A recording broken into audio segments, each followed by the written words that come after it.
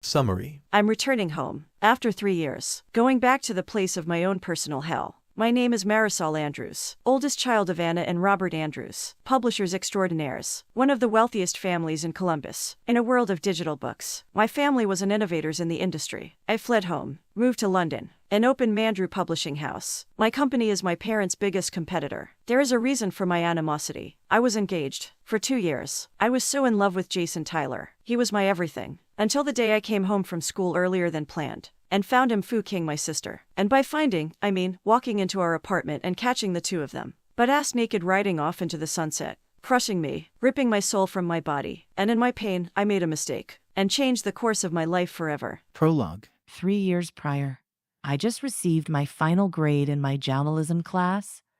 I was going to be an author. My parents would publish me. I would marry Jason after graduation next year, start a family, and live happily ever after. I rushed home, running through the door, yelling for Jason. I heard him say, "Oh fuck," just as I pushed our bedroom door open. 2 pairs of wide eyes stared at me. I snapped a picture without thinking, and then realized 1 pair of eyes, so similar to my own. I gasped, "Bonita, how could you?" I slammed out of the room, Jason following. "Let me explain. It was a mistake. Please, baby, look at me. I'm sorry." I scoffed. "A mistake? A mistake is taking someone's phone on accident. A mistake is putting salt instead of sugar in your coffee. Shoving your dick in my sister's overused twat takes conscious effort, a deliberate act." I took off my engagement ring, laying it on the table just as Bonita joined us. "Get over yourself, Mary. A man has needs. You hoard your pussy like it holds the gold in Fort Knox, saving yourself for marriage. It's 2024, not the dark ages. Mom and Dad thought it would be best for me to satisfy his needs than have him out whoring around." I glared at her. "Mom and Dad know. How long, Jason? How long have you been fucking my sister?" He mumbles, "A little over a year." I stood up, grabbing my purse and keys. "Oh, hell to the no. I am going to talk to my parents. I want you the fuck out of my house when I get back." Walking into my parents' house, I walked straight over to the table where they sat. "You procured a whore to satisfy the needs of my fiancé? You thought it would be a good idea to pimp your own daughter? My sister, out to the man I loved?" Dad said, "Oh, calm down, Marisol. It happens every day. And yes, I believed it would be best if it was your sister, not some whore. Or a prostitute. Lord knows what they carry. Jason is a 22-year-old man. In his prime. He has needs, and you weren't looking after him. It is better than him cheating on you." I screamed, "He is cheating. What the fuck is wrong with you people?" Mom stood and slapped me. I gasped and said, "Are you serious? I am penalized for being a virgin, and Bonita is praised for being a whore. Have I stepped into a parallel universe?" Jason and Bonita rushed in the door. She's all excited and says, "Mama, Daddy, look," holding up her hand. She's wearing my engagement ring. I glared at Jason. He, at least, had the decency to hang his head.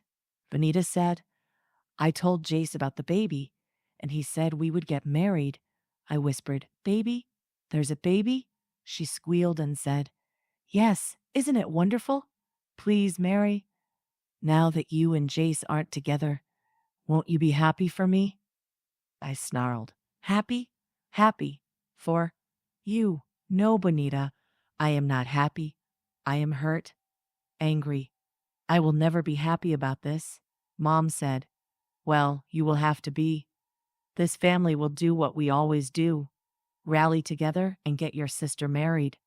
You will stand up with her, and you will show all our family and friends you are okay with it." I laughed. "Those are some good drugs you're on.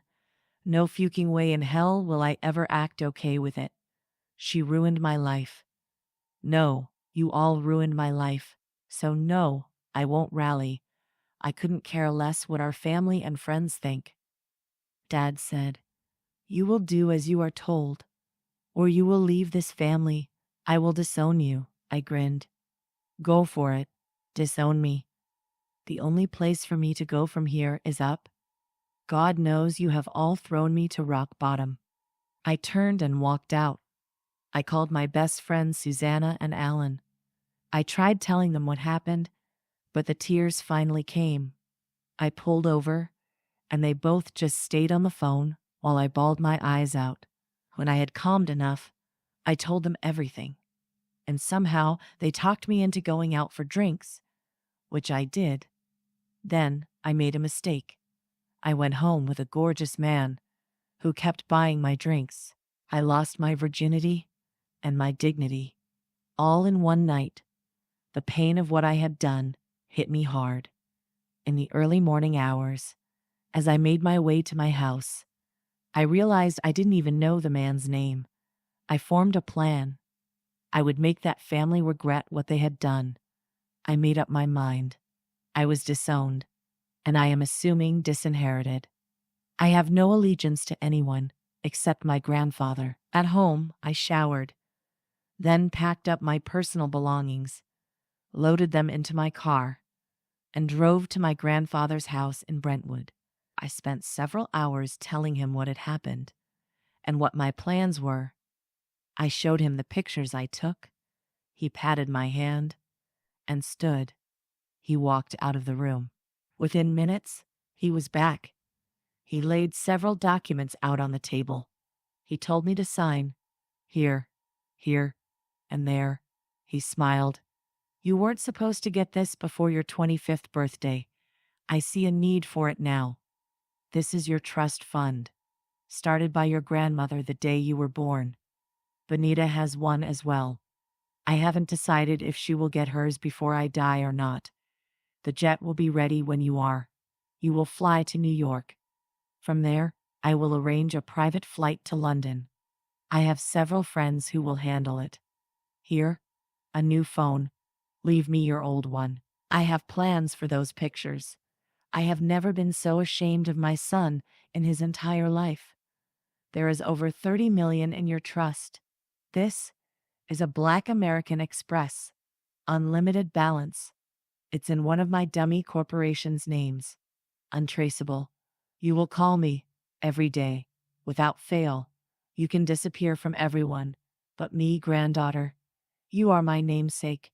You are my world. And when I tell you it is time to come home, you will come home." He pulled me into his lap and held me as I cried. He said, "Who are we?" I whispered, "We are Andrews." He nodded and said, "You are named for my sweet Marilyn. And for me? Salty Dog Solomon. So Marisol Andrews, you stand tall, you stand proud, and you make them rue the day they crossed us. We don't get mad, baby girl. We get even." Chapter 1, Playing in the Sandbox. 3.5 months short of 3 years. That's how long it's been. I moved to London, finished my degrees at Oxford in just under 6 months.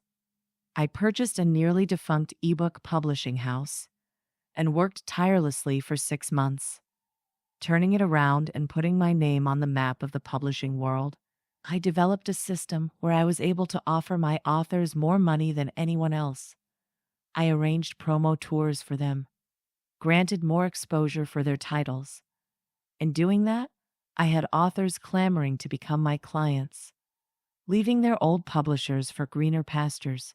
Did I care that I was taking clients from other publishing houses? Hell no. Was I happy when an author came to me from Andrews Publishing?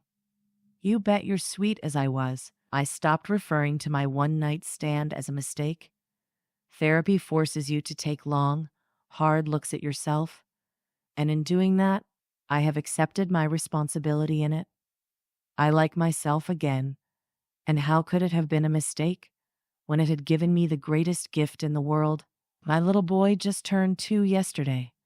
Isaiah Solomon Andrews blessed my life just after midnight, exactly 9 months after I left Columbus. I think of his father often. I want him to know about his son, but I don't know who he is. Susanna and Alan have tried finding him, but they haven't seen him again. Not at the bar where we had met, and nowhere in the area. Ike and I disembarked the plane, and Grandpa's driver met us in baggage claim. You guessed it. I have been summoned home. Grandpa told me it is time for Phase 3 of his plan.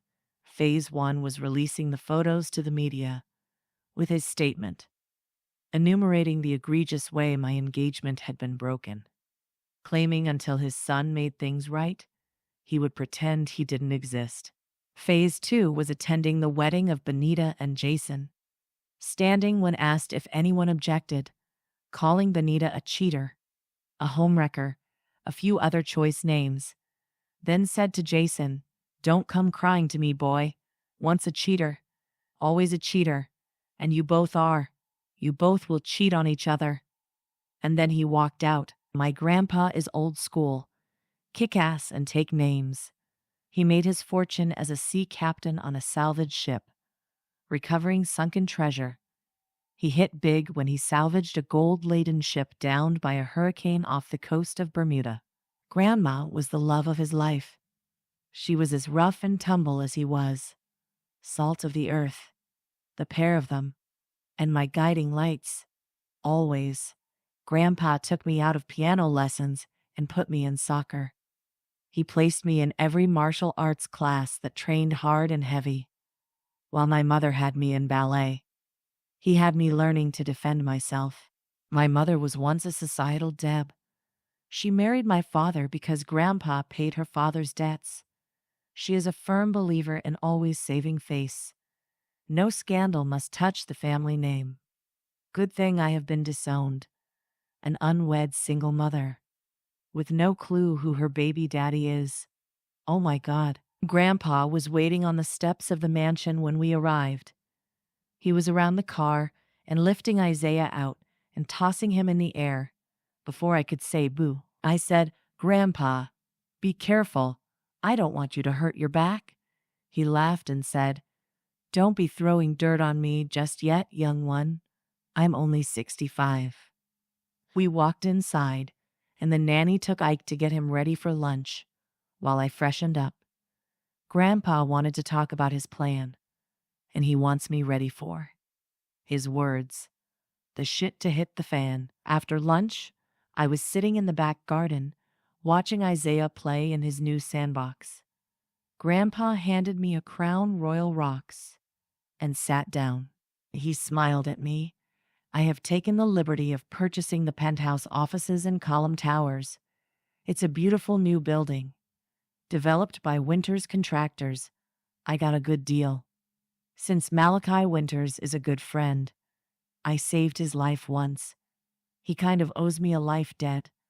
I have hired your friends Susanna and Alan as office managers. The rest of your staff will be your responsibility. Your business name is being painted as we speak." I said, "This is Phase 3? Opening an office here in Columbus?" He laughed. "No, child. This is to keep the light of my life closer to me. Phase 3 begins tomorrow night. I am holding a gala in the banquet hall of Column Towers to announce the branch opening of Mandrew Publishing. Your family will be in attendance." I stopped him right there. "No, your family will be in attendance. I will be attending with my only family. I have grown and matured a lot, Grandpa. Looking back, I was never treated like I mattered at all. A second-class citizen. Fuck that. I know my worth now. They will lick my boots before I ever call them family again." He nodded, then grinned. A slow, sly grin that let me know now he's getting to the good stuff. As I was saying, the Andrews family will be in attendance. All the elite, upper crust will be there. Malachi Winters will also be there. I laughed. "Are you trying to give Anna Andrews an aneurysm? The head of the mafia in attendance? Oh, I can't wait to see her face. This is going to be pure gold. No one knows what he looks like. He never allows his photo taken. How did you get him to attend? Grandpa shrugged. He's a good guy, and the majority of his businesses are legit. He's just a man who takes care of business when it needs taken care of. It's no different than things your own father has done. Malachi is just a man about it, not afraid to get his hands dirty. I said, Robert has dealt in illegal activities? He nodded, many times. He hires it done, though. Which brings me to the why Malachi will be there. He will publicly announce you are under his protection. Like I said, he feels he owes me. So this is my request of him. I fear what Robert will try to do once he realizes his losses the past 2 years are because of you. And I know it isn't because of you. But he won't see it that way. He will only see you pilfering his clientele. I whistled low. Damn! You apparently want to poke the bear right into a hornet's nest. I will warn you, though. I will not be held accountable for what I say or do. If that family tries to accost me in any way. He grinned again and said, I'm counting on it. A little tidbit for you to mull over. Bonita never had a child. Bonita was never pregnant. It was all a ruse by Anna and Bonita to get Jason to marry her. Bonita always wanted what was yours. Her whole life. Now she has him. But the grist of the rumor mill says he doesn't fuck her. He fucks around on her, but never her. He refuses to let her have a child now. I busted out laughing. It was a bald-faced lie. A ruse, my ass. Oh God, that's priceless. Karma is alive and well, and apparently living with the Andrews.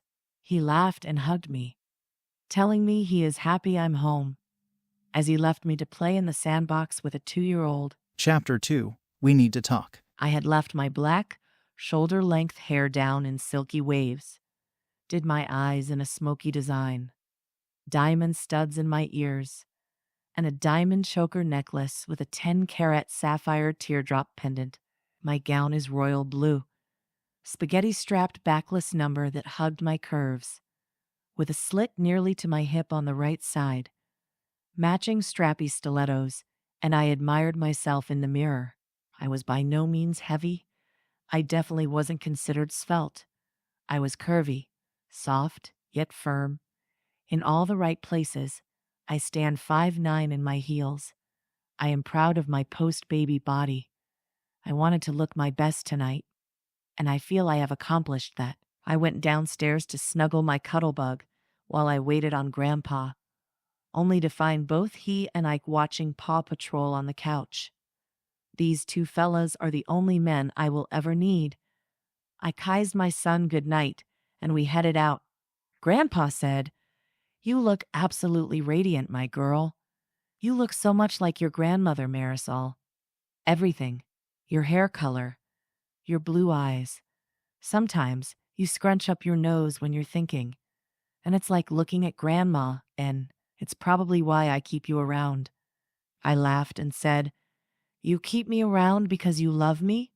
My big, gruff, grumpy grandpa has a soft spot. He laughed and kissed the back of my hand. I guess. Whatever you gotta tell yourself to get you through the night, Puddin' Pop. We arrived to huge search beams reaching into space and dancing to a rhythm all their own. A red carpet leading inside, and holy fucking media. Grandpa stood up from the limo, taking my hand to help me out. He tucked my hand into the crook of his elbow and held it there. We walked through the sea of reporters without him saying a word. They shouted questions and snapped photos.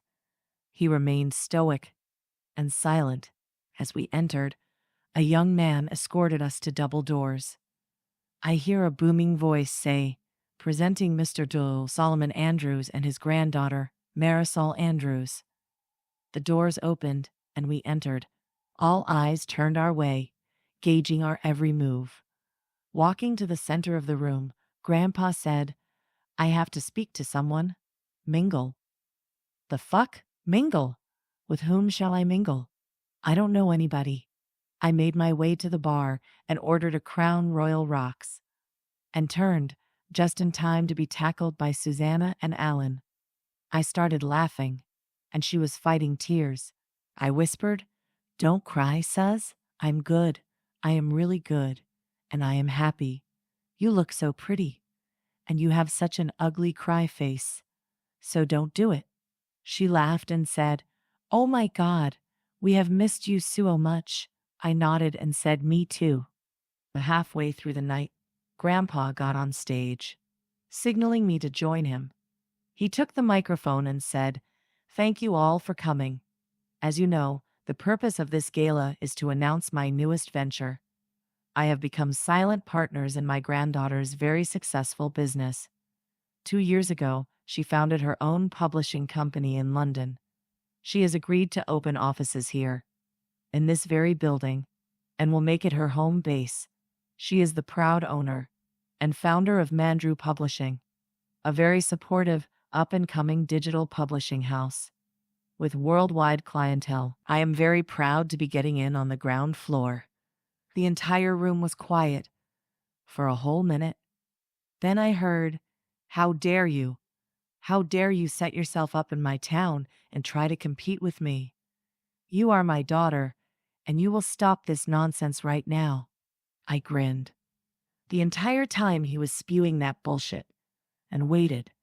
When he stopped talking, I said, "The beauty of free enterprise is one can open any business, as long as it's legal, in any village, town, hamlet, or city of their choice. I chose Columbus because my grandfather lives here. As he is my only family, I find myself wanting to be closer to him. I don't compete with anyone. I am the #1 digital publisher around the globe. All the rest compete with me. I am not your daughter. You disowned me nearly 3 years ago because I refused to support your actual daughter while she married the man I was engaged to. By your design and on your command." As I was helped off the stage, Benita pushed her way through the crowd toward me. I stood calmly still and waited. She reached me, looking like a harridan, and practically screeched, "You stand up there, looking down your nose at us, like you are so much better than we are. You probably fuked your way into owning this business. Think you are better. Wait until Daddy is through with you." Anna had stepped up behind her, Robert and Jason behind her. My only thought in that moment was how old and tired Jason looked. 25, and he had the posture of a 50-year-old man. H&H, shame. Apparently, married life doesn't suit his weak constitution. When Benita had finished screeching, I asked quietly, "Are you done? Good. Now listen carefully. I am not better than anyone. I have never looked down on a single soul. What I have, I worked hard for. I was disowned. I carved a life for myself. Never approach me again. Whatever we once were to each other no longer exists. I have never taken anything away from you. I have let you do whatever it is you and your mother do. I never went out of my way to deliberately hurt any one of you, to take something precious from you, to steal your happiness. That, all of that, is your claim to fame. I get to step in, Mrs. Tyler. We have nothing further to discuss." Anna raised her hand to slap me, and I caught it midair. I sneered, "Ever raise your hand to me or mine again, I will snap it off at the elbow." "Are we clear?"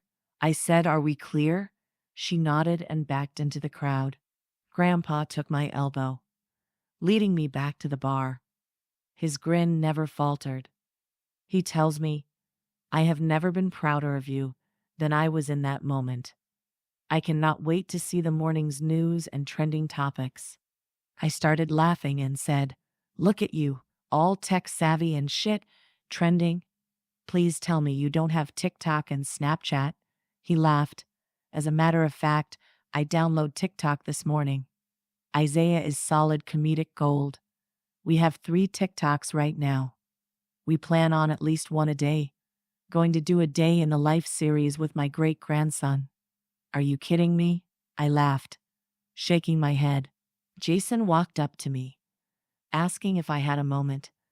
Grandpa took a step back, and I said, "Look, Jason, if you are here to apologize, don't. I have forgiven you.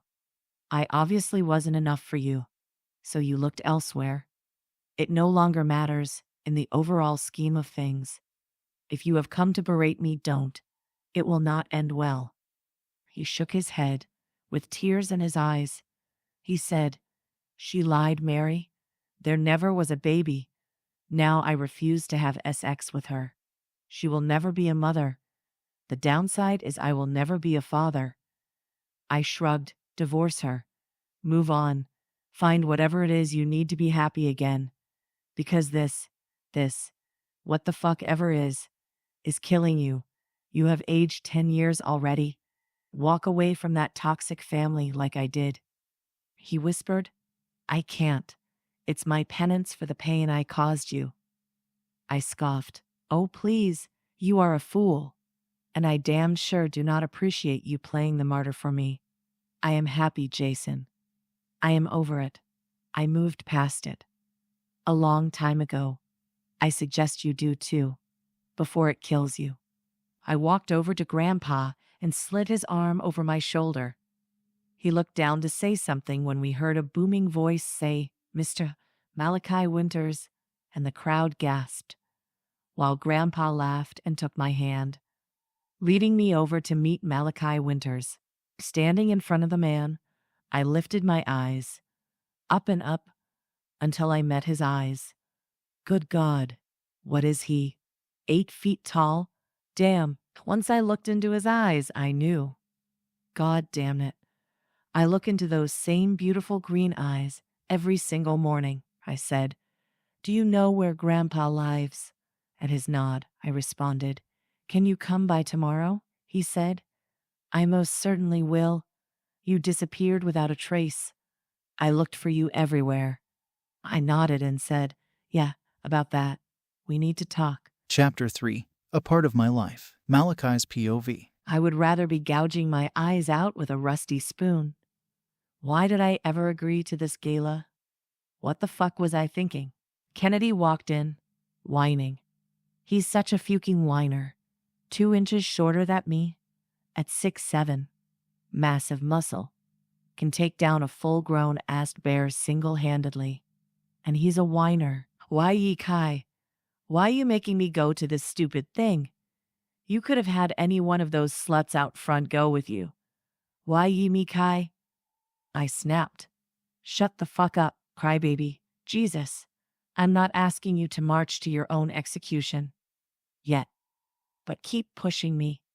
I could change my mind. As for those sluts. Really, Kennedy? When have I ever escorted any woman to these things? Only my future wife will ever be on my arm in public. I will not have her humiliated because some tabloid sleazeball snapped a picture. Kennedy said, "You have looked for 3 years, man. Are you sure you didn't dream her up?" I growled. "I did not dream her up, asshole. I took her virginity, Kennedy. I had the best night of my life, and woke up to her being gone, with her blood smeared all over my package. It's what I tested to get DNA results. As gross as that sounds, I fell in love with her, Kennedy. Just like that." I looked into those electric blue eyes, and the bottom dropped out of my world. "What do you suggest I do with that?" He sighed and said, "I got your back. In all things. I suggest we keep looking, brother. Now, we need to get to this fucking gala. The only good thing is Saul always has the best whiskey." I laughed, and just like that, I felt lighter. Kennedy is definitely a brother. Much more than my actual brother. Another story, another time. I was announced and stepped through the door. Kennedy on my right. Every fucking person stopped what they were doing, even talking, to turn and stare at me. See why I hate these fucking things. I heard Saul's familiar laugh and turned to look for him. He was walking towards me, with an elegant woman on his arm. "Ah, must be the granddaughter," he said. "Malachi, my boy, it's so good to see you. Allow me to introduce you to my granddaughter, Marisol Andrews. Marisol, different, exotic. I like it. Her eyes started at my feet and slowly climbed all the way up. My eyes met hers, and I froze. It's her. It's my blue-eyed beauty. My woman. My dream come to life. Right here, in front of me. I muttered some gibberish about looking for her, not finding her. The only thing I took away from our exchange is, we need to talk. I'm game. She walked away with another woman, and I couldn't peel my eyes off her. Saul asked, "Something I need to know there, son?" I nodded and told him, "It's her, Saul, remember? The girl I told you ran before I could get her number? The one I searched for? That's her. She's Marisol." He busted out laughing. "Oh, son, life as you know it just ended. Welcome to the roller coaster you just willingly stepped onto." I wondered what he meant, but I was too happy to care. I slammed 2 whiskeys and was sipping on a third when a reporter stepped toward me and I said, "No." He walked away. The 4th time it happened, I was getting annoyed, so I snarled, "The next one of you bloodsuckers to approach me again will walk away without your head. You will be leaving it with me." A soft voice behind me said, "I threatened to snap my mom's hand off at the elbow a while ago, but your way works too." I laughed. It's so easy to laugh with her. I remembered that all along, and said, "Your mom's hand, huh? Remind me to stay on your good side." She murmured, "You have." Confused, I asked, "I have what?" She grinned. A SXY full-faced grin that she didn't even know was flirtatious as fuck, and said, "Stayed on my good side," and walked over to Saul. Kennedy laughs and says, "I get it now, brother. I see why you didn't give up. Couldn't give up. The love you have for her is in your every movement." I glanced at him and said, "She said I stayed on her good side. What do you think that means? Does that mean she will give me a chance? Or did she friend zone me? Am I just her friend? Oh God, I don't think I could just be her friend, Kennedy." He busted up and said, "Bro, swear to me. Promise me right the fuck now, if I ever fall in love and act like you, shoot me. You can even use my gun. But promise me, you will shoot me." She laughed at something Saul said and side-eyed glanced at me. I winked, and she blushed so beautifully. Then I remembered she did. That night, too. Adorable little blushes with every piece of clothing I took off of her. Damn, hard as a brickbat now. Luckily, a reporter got brave. That fixed my immediate problem. However, a new one arose. I turned around to pick my whiskey up, and a man and woman stood there, a younger couple behind them. I reached around them and grabbed my drink. The man said, "Mr. Winters, we have seen the way you are looking at our daughter. We want you to stay away from her." I sneered. Who the fuck does this joker think he's talking to? Then it dawned on me who this was. Marisol had told me all about it. Our drunk night together. Marisol is a grown woman, capable of her own choices. You see, I met Marisol one night, nearly 3 years ago. When I met her, she was broken. Her heart shattered in a million pieces. Her fiancé of 2 years was fucking her sister because her parents thought it best to keep his dick in the family. And when Marisol couldn't condone and attend the wedding of her fiancé and her sister, she was disowned. Thrown out of her family. I offered that Marisol comfort. This Marisol, I offer my protection. The boy in the back snarled, "Yeah, right, you comforted her? You fuked her, didn't you?" I laughed and said, "I never fuked Marisol. I will never fuck Marisol. I did make love to her. Multiple times." "What's the matter, Jason? Realizing how bad you fuked up? The time to grow a pair of balls has passed you by, boy. Because you see, not only did I make love to that beautiful woman, I fell in love with her. I wouldn't change it for the world. Marisol's voice sounded over my shoulder. You love me? I spun around and held both her hands and said, Yes, baby, I do. I have loved you since that night, nearly 3 years ago. She opened and closed her mouth 3 or 4 times, looking like a cute little goldfish, and said, I mean, I gotta go. I need to think. I will. You will come tomorrow? I smiled and whispered, of course. And just like that, she was gone. I turned to grab another whiskey, and there stood the Andrews family. I asked, Why the fuck are you still here? They scattered like roaches when the lights come on. I headed for the door, grabbing Kennedy as I passed, and we headed home. I said, I love her, bro. I really love her. What if she doesn't want to be a part of this life? A part of my life? Chapter 4, Let's Tell Grandpa. Marisol's POV. Grandpa has teased me all morning. I am nervous. Not about Malachi saying he loves me. About him being mad about Isaiah. I had fixed an early lunch and put the baby down for his nap.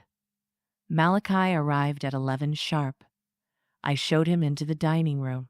I took a long drink of water, then fixed us each a plate of food. Stalling at its finest, I finally sat down. I began, that night, something happened. I didn't realize it until I was in London. I looked for you. I had Susanna and Alan look for you. They would go to that bar and ask around, hanging around, but you never showed. He smiled. Don't be nervous. Whatever it is, we will work it out. I nodded and said, I was looking for you to let you know I was pregnant. I thought it only right you knew. He sat there a minute. Then he said angrily, What did you do? Where is my child?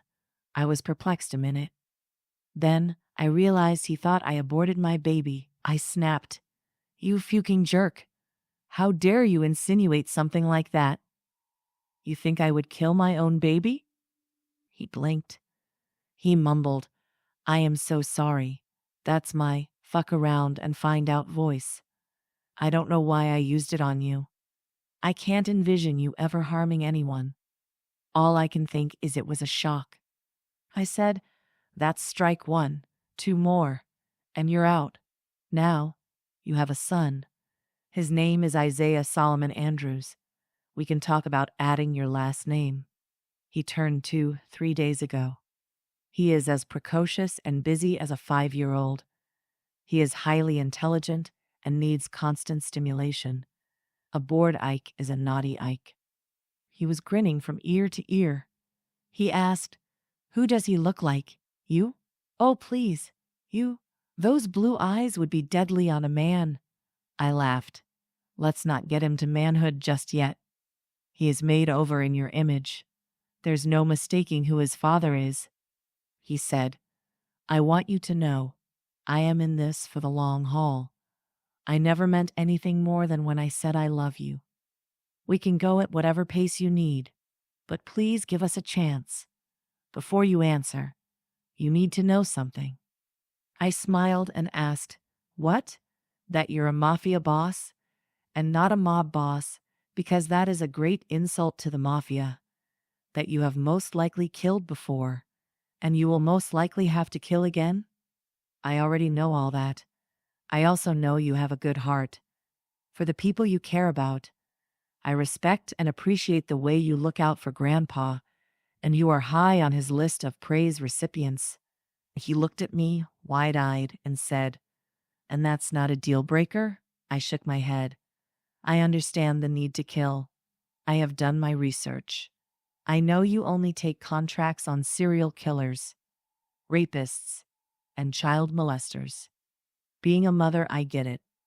I know I would kill anyone who hurt my son. He smiled and nodded. So, I have that chance? I nodded again. I heard the monitor and turned the screen on. Isaiah was stirring from his nap. I asked, Would you like to meet your son? He nodded and his eyes got glassy. I took his hand and walked up to the baby's room. I opened the door and spoke softly. He stood and said, "Mama." I lifted him out of the crib and kissed his neck. Inhaling his sweet baby sleepy scent, I whispered, "Mama brought someone to see you. Remember how Mama told you every night? How we would keep looking until we found." "Who?" He grinned and said, "Daddy. Find Daddy? We find?" I laughed and said, "He found us." Malachi stepped forward and put his hand on Isaiah's head. "He looks just like me." I laughed again and said, "Told you." Isaiah held his arms out and Malachi froze. I said, "It's okay. He just wants you to hold him." He stood there a minute. Then he took him in his arms. He held him close. While Isaiah patted his back in comfort, I hear Isaiah say, "Don't cry, Daddy. You find us." I felt tears burn my eyes, getting mad at myself all over again. I should have tried harder. My little man missed out on 2 years with his dad. Malachi held his arm out, and I walked into it. He wanted that family hug, the one that makes you feel whole. He asked, "Can we take him out? Go somewhere. I really don't want to be apart from him yet." I said, "Sure. Tell you what, you dress Ike, while I change into something more park suitable, and we will go there. Just take his diaper off and hand him a pull-up. He knows how to put them on." I ran to my room, slipping on shorts and tank top, pulling my hair into a high ponytail. Tying my shoes, I bounced back into Isaiah's room. Just as Malachi tied his shoes, we walked the 3 blocks to the park, even though Isaiah wouldn't stay in the stroller, preferring to sit on his dad's shoulders. It was just adorable. We had been at the park about 20 minutes, and we had been to the slide, the swings, the slide, the rocking horse, the slide. You get the picture. We had just sat on the bench, so Isaiah could have a snack. When fuking Benita was stood in front of us, "Damn it," she said. "Oh, this is too funny. Imagine bumping into you. Who's the kid?" Isaiah immediately reacted to the negativity in the air and crawled into Malachi's lap, whining, "Daddy." Benita simpered, "Oh, I didn't know you had a kid." He snarled at her, "Why would you know anything about me? I don't answer to you. And yes, I have a son. I don't own a kid. But maybe I do. I do own that ranch on the outskirts of town." She tittered her fake little laugh that she thinks is flirtatious. I said, "What did you want, Benita?" She tells me, "I was on my way to visit dear Grandpa when I saw you sitting here." I laughed. "Are you trying to give him a heart attack? You never come here, so what do you want, Benita?"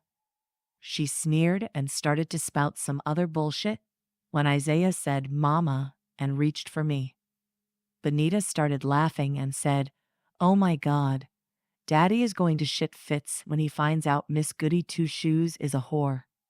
I yawned, "Shit bricks? Not fits, dumbass.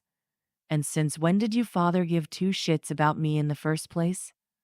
She said, "Not you, stupid, the mob king. That's your baby daddy." I laughed. "I know who my baby's father is. Where's yours, Benita?" She screamed, "You bitch. Just had to bring that up.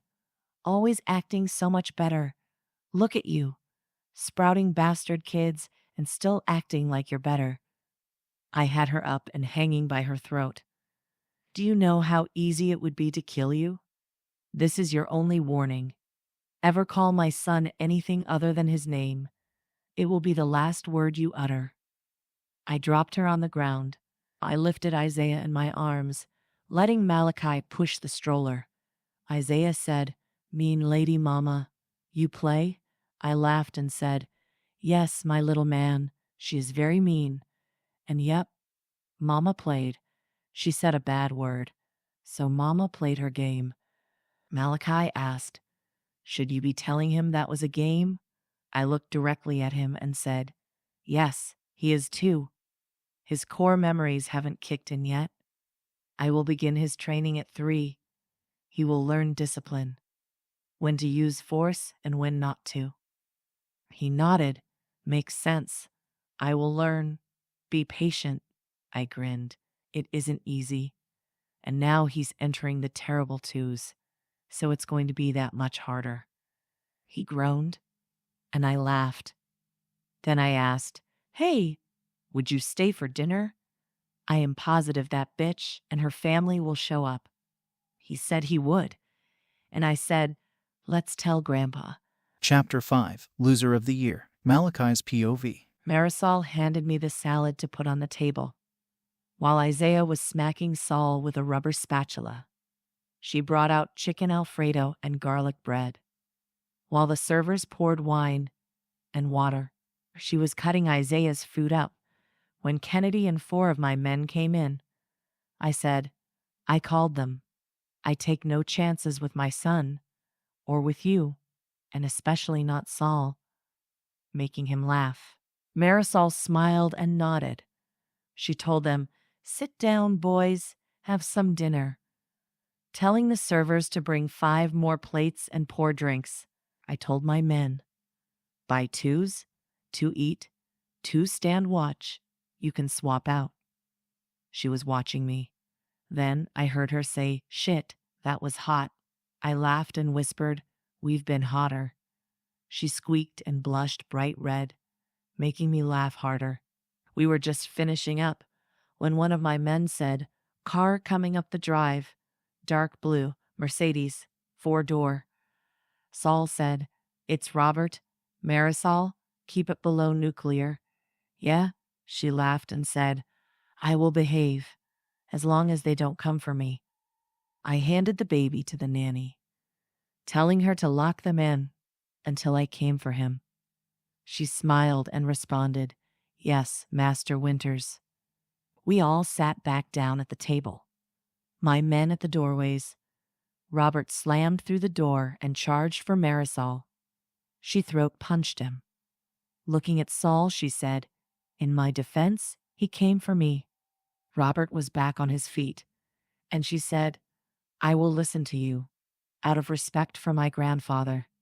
Make one derogatory statement against or about my son. The conversation is over. Call me anything outside of my name. This conversation is over. I have had sex.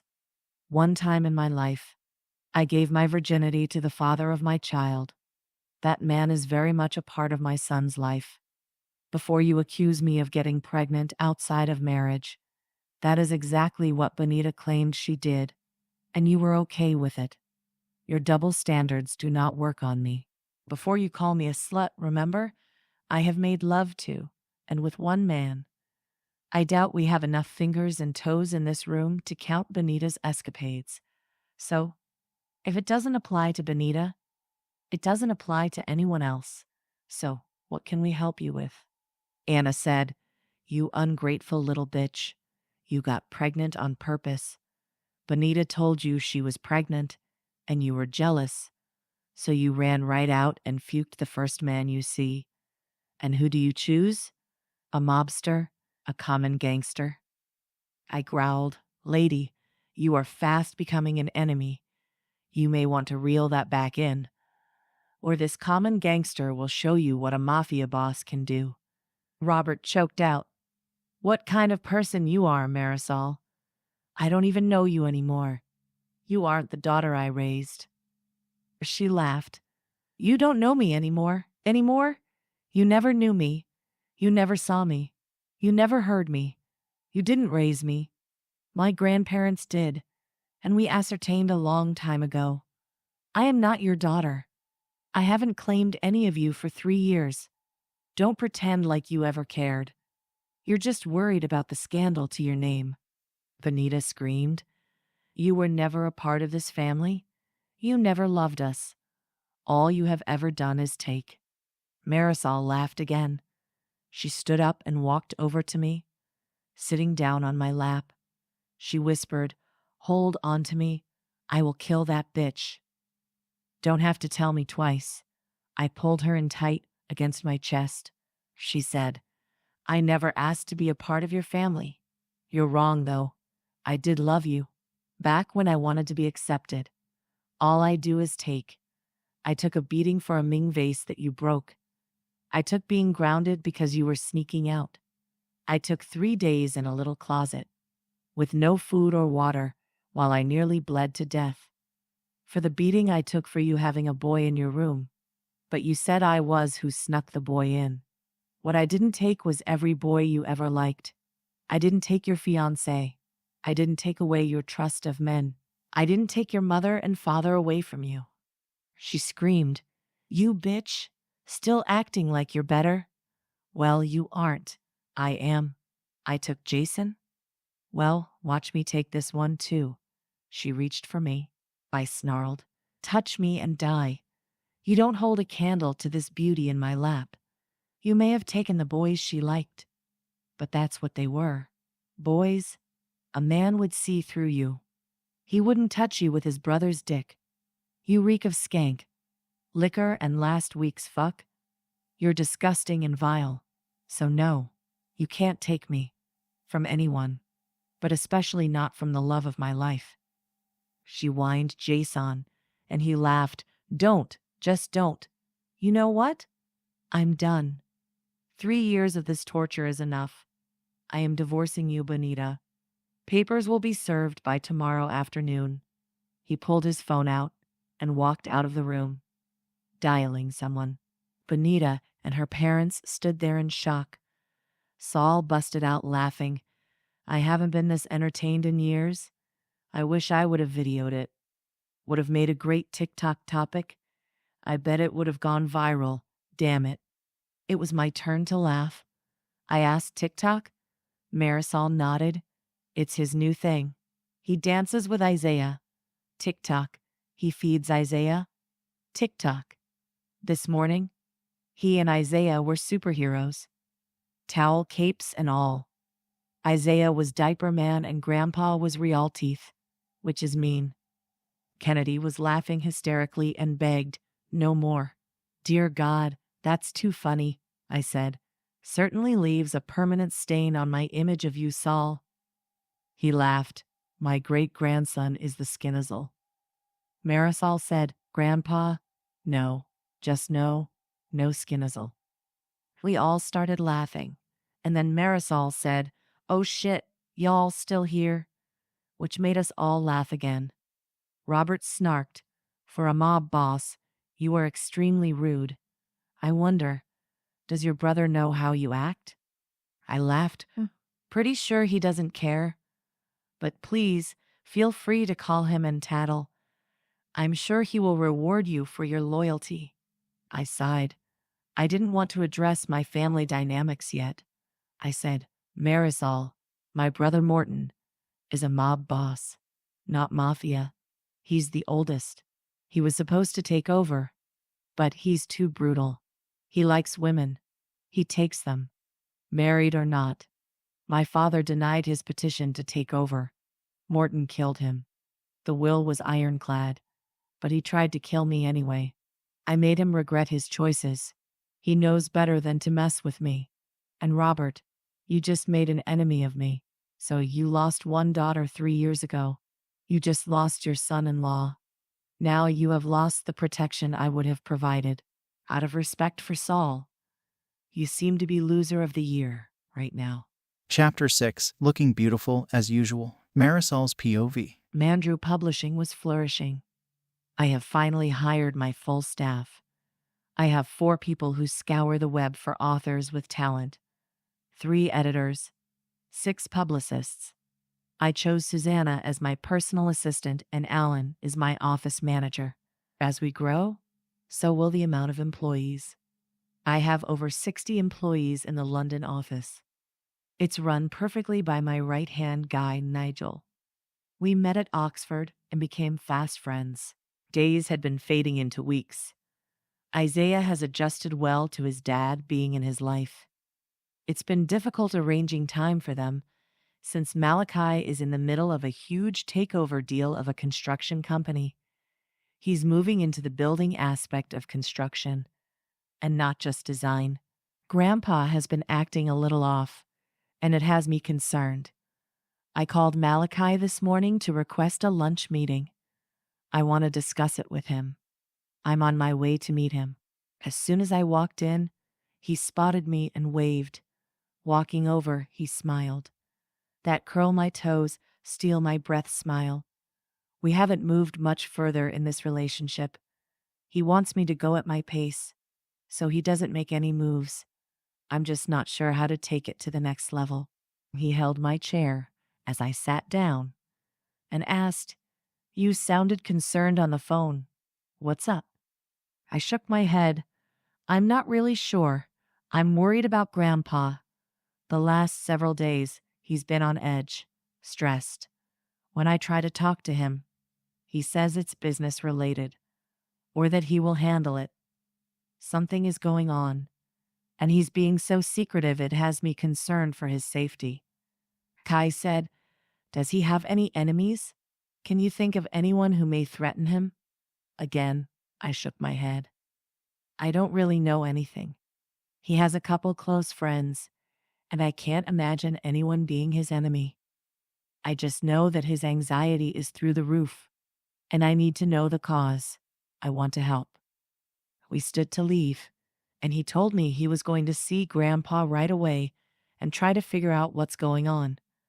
I thanked him, kissing his cheek. As I started to get into my car, he stopped me and pulled me into him, kissing me deeply. He grinned from ear to ear. I really needed that. The ice is broken now. Can we do that more often?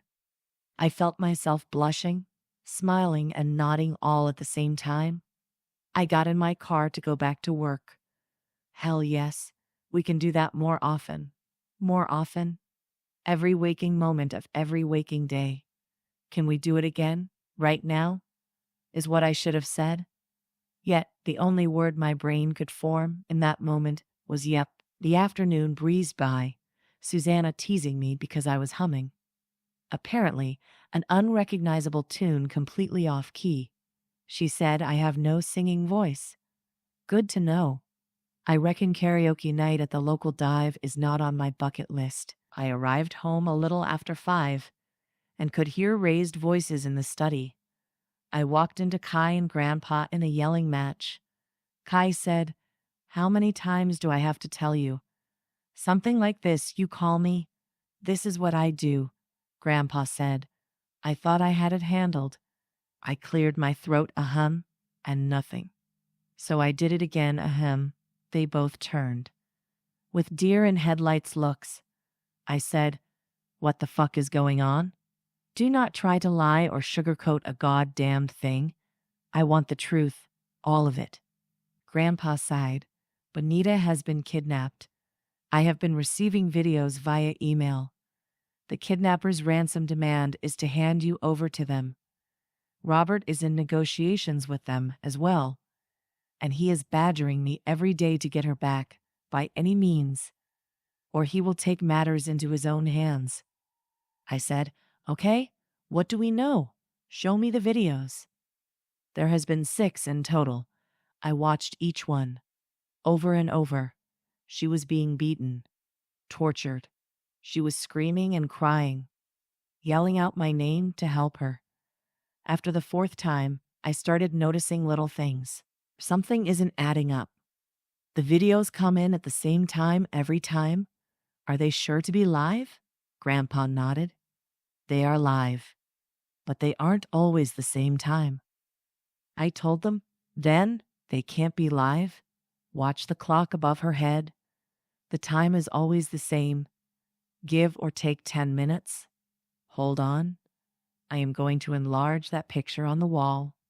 Something about it. It looks familiar. After about a half hour, I said, I know where she is. Grandpa, have they asked for anything more? Money? Business shares? He said, the first 2 were asking only for you. Then they wanted my shares in Mandrew. Now they are asking for you, the shares, and 30 million. I grinned. What kidnappers up their ransom when their first demands are denied? They aren't negotiating. They are extorting. That picture on the wall, look at it closely. Kai leaned over my shoulder. He said, "It's just a house on a lake." I nodded and said, "It certainly is. It belongs to me. My grandmother painted it when I was little. It's of their lake house, where we spent every summer of my life. 2 glorious months where I mattered." Kai said, "Okay, where does it hang now?" I pulled my phone out and dialed a number. When it was picked up, I asked, "Jason, where are you?" He said leaving work and asked why. I said, "Who is living in my condo? Are you still there?" He answered, "No, Benita made me move out, even though you leased it to me. I'm staying with Gus and Linda for right now." I looked at Grandpa as I hung up. He said, "Let's go. If this is what it's shaping up to be, God help them."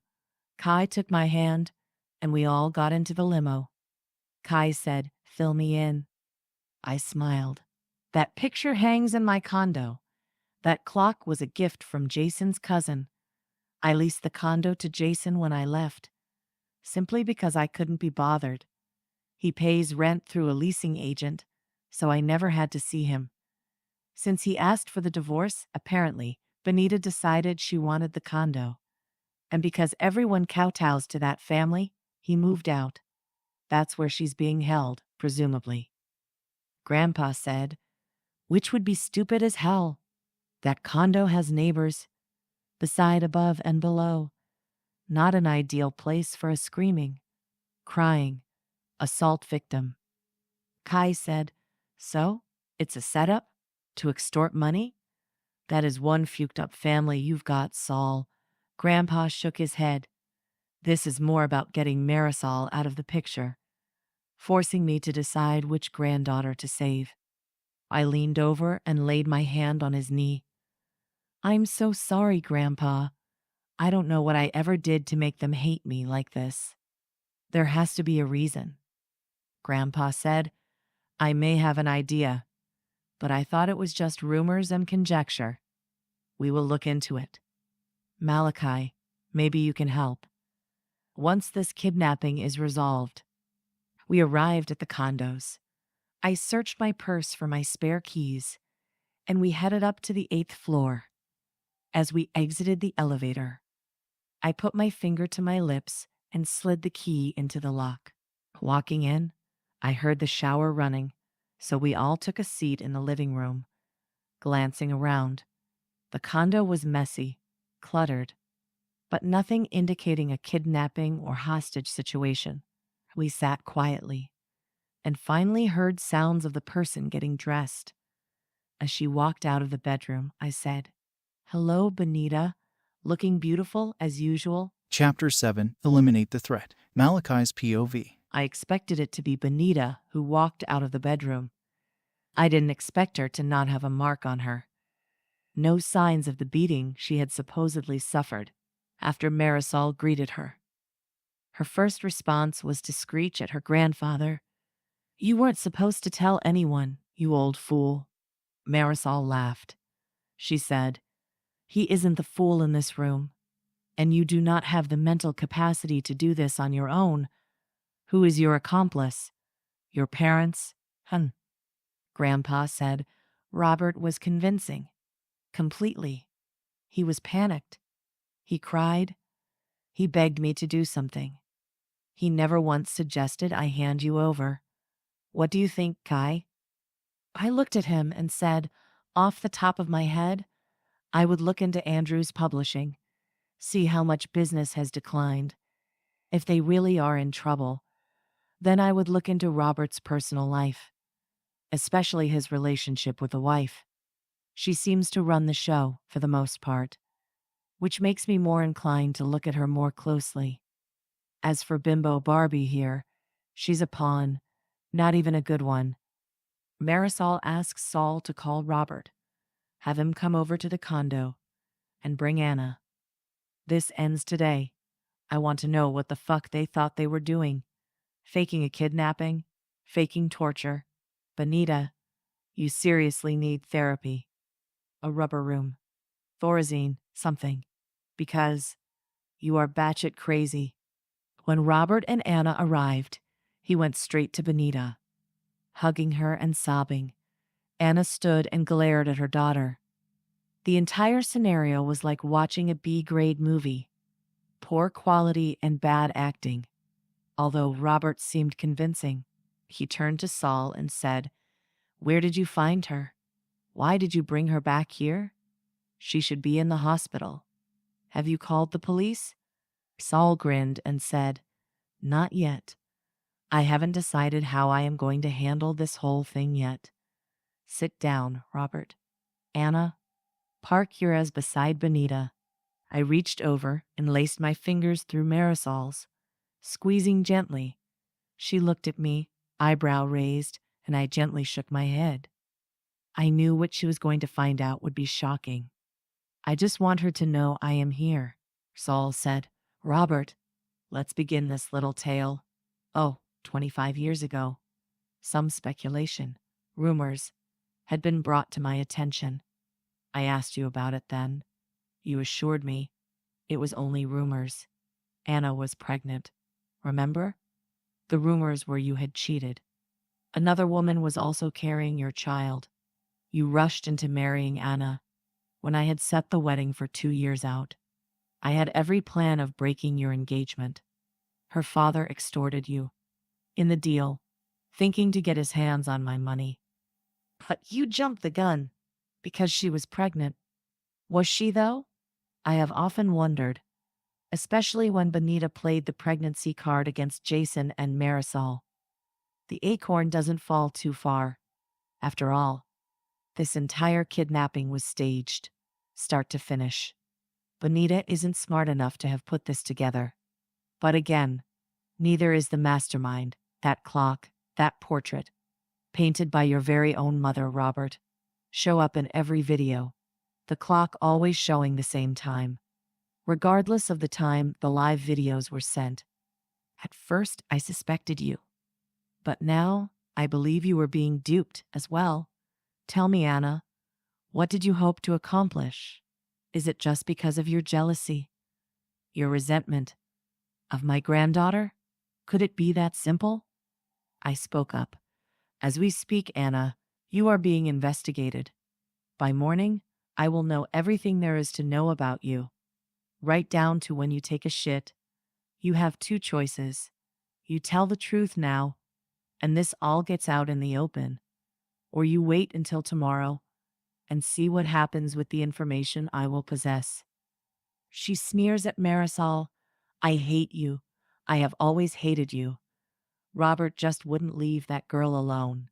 He loves her, he said. He can't live without her. Bringing you into my home, having to act like you're my kid. When I had that woman killed, it never occurred to me he would make me claim you. You were supposed to die too. Robert jumped up. You killed her? You murdered Helena? Of course, I would bring my daughter home. She nearly died in that accident. Well, it wasn't really an accident, was it? And you had told everyone for months you were pregnant. Even had me believing it, until I caught you taking the prosthesis off. So, we had a baby, to prove to everyone you aren't really such a liar. I glanced at my beauty. She was in shock. I lifted her into my lap, wrapping my arms around her. She sat stiffly for several minutes. Then she laughed. I am not that horrible woman's child. I do not share her tainted DNA. Saul said, Continue, Anna. I would like to learn how far your depravity goes. Does it stop at your heart? Or is it rooted deep in your soul? Like Malachi said, we will know everything by morning. It's up to you how this is handled. God help your family if I find they are involved in any way. Anna said, There's nothing to tell. I wanted that girl gone. For the last 3 years, we were almost a family. I had found a way to be content again, with her out of the picture. I didn't have to keep blackmailing Robert with her not around. Marisol said, Blackmailing Robert? With what? Anna snarled. With telling Saul the truth about you. Robert knew he would be disowned and lose his inheritance. Saul laughed. Robert knows there is only one way to lose his inheritance, and that has everything to do with his treatment of Marisol. Your little plan backfired. He went along with your blackmail, tormenting and abusing my girl, because he knew he would be written out of the will. He played you? Oh, this is priceless. I am relieved she is not your blood. That makes me so happy. Saul stood up and asked, Kai, would it be possible to have some of your men to collect this trio of misfits and escort them to my house? I will put them under lock and key until the investigation is complete. I nodded and texted Kennedy. I leaned over and told Marisol, I am sleeping over tonight. I will not leave my family unprotected with psychos in the house. She didn't argue, just smiled and nodded. Morning came, along with a file, 3 inches thick. When Kennedy handed it to me, he said, Some toxic shit in there, bro. We need to watch your lady more closely. I read through the file and went in search of Saul. He was sipping coffee and throwing berries at Isaiah. It's hard deciphering who is actually 2 years old sometimes. I sat and said, You're in for a hell of a shock. Where is Marisol? He told me she had gone to the office. I looked at Kennedy and he nodded. Walking away, Robert was lead in by one of my men. As he sat, I said, I took the liberty of bringing Robert in on this. Where it takes you from here is up to you. Anna's father, Paul Weston, fancies himself a gangster. He has teamed up with my brother. Morton is using him. To what end? I am not sure of yet. Now, Weston arranged the whole kidnapping plot. To lure you, Saul, into a trap, killing you. They believed the will would allow Robert access to his inheritance. Then, they would kill Robert before his own will could be registered. Marisol has been their target for years. Anna arranged the accident that killed Marisol's birth mother, believing the baby would die in vitro. The two of you have a mess on your hands, with Marisol smack dab in the middle. I will protect my family, gentlemen, no matter who I have to go through to do so. Saul slapped his hands on the table. Time to clean up this mess. Eliminate the threat. Chapter 8. You're on vacation. Third-person POV. Saul had ordered Anna and Benita brought to the dining room, and shortly after that, Jason walked in with his attorney. Saul told the attorney to lay out the divorce papers in front of Benita. He told her to sign them. At first she refused. Saul said, Sign them or go to prison. The games stop now. Here, today. She did as she was told, and Jason's attorney rushed off to file them. Saul said, Jason, move on. Have nothing more to do with this succubus and her mother. They manipulated your entire life, up to now. They drugged you into Benita's bed. They orchestrated Marisol catching you, faked a pregnancy, forced you into marriage, all of it. A thought-out plan to cause Marisol pain. No matter who they hurt in the process, you were a victim. Now be a survivor. Once Jason was gone, Saul poured himself a drink. He offered Robert one, but he refused. He said, My guests have arrived. It's showtime. Malachi walked in, leading Paul and Barbara Weston, looking a little disheveled. Saul arched an eyebrow and Kai shrugged, needed some convincing. Saul nodded and said, Take a seat. We have a lot to get through, and some of us aren't going to be happy. Paul Weston, as of today, I withdraw all financial support from your family's businesses. The shares I held have been sold to Malachi Winters. Your financial backing will be at his discretion henceforth. I know you helped Anna orchestrate a vehicular homicide, nearly causing the death of my granddaughter. Prison would kill you, Paul. I suggest you never allow my granddaughter's name enter your head again. Saul's lawyer said, Mr. Andrews, the papers you requested, along with your son's prenup. Saul looked them over, then handed them to Robert to read. He turned to Anna. Your plot to kill me, then my son, was ludicrous, at best. My will reads in such a way, not one dime would ever come to you. The prenup you signed guarantees that, should I die of suspicious means, Marisol inherits everything. If Robert inherited, he would live on a monthly stipend, with no access to my wealth at all. The prenup states, no matter the reason you find yourself no longer wed to Robert Andrews, you walk away with exactly what you walked in with. The clothes on your back, no car, no bank account, no charge cards, no jewelry, and most definitely no home.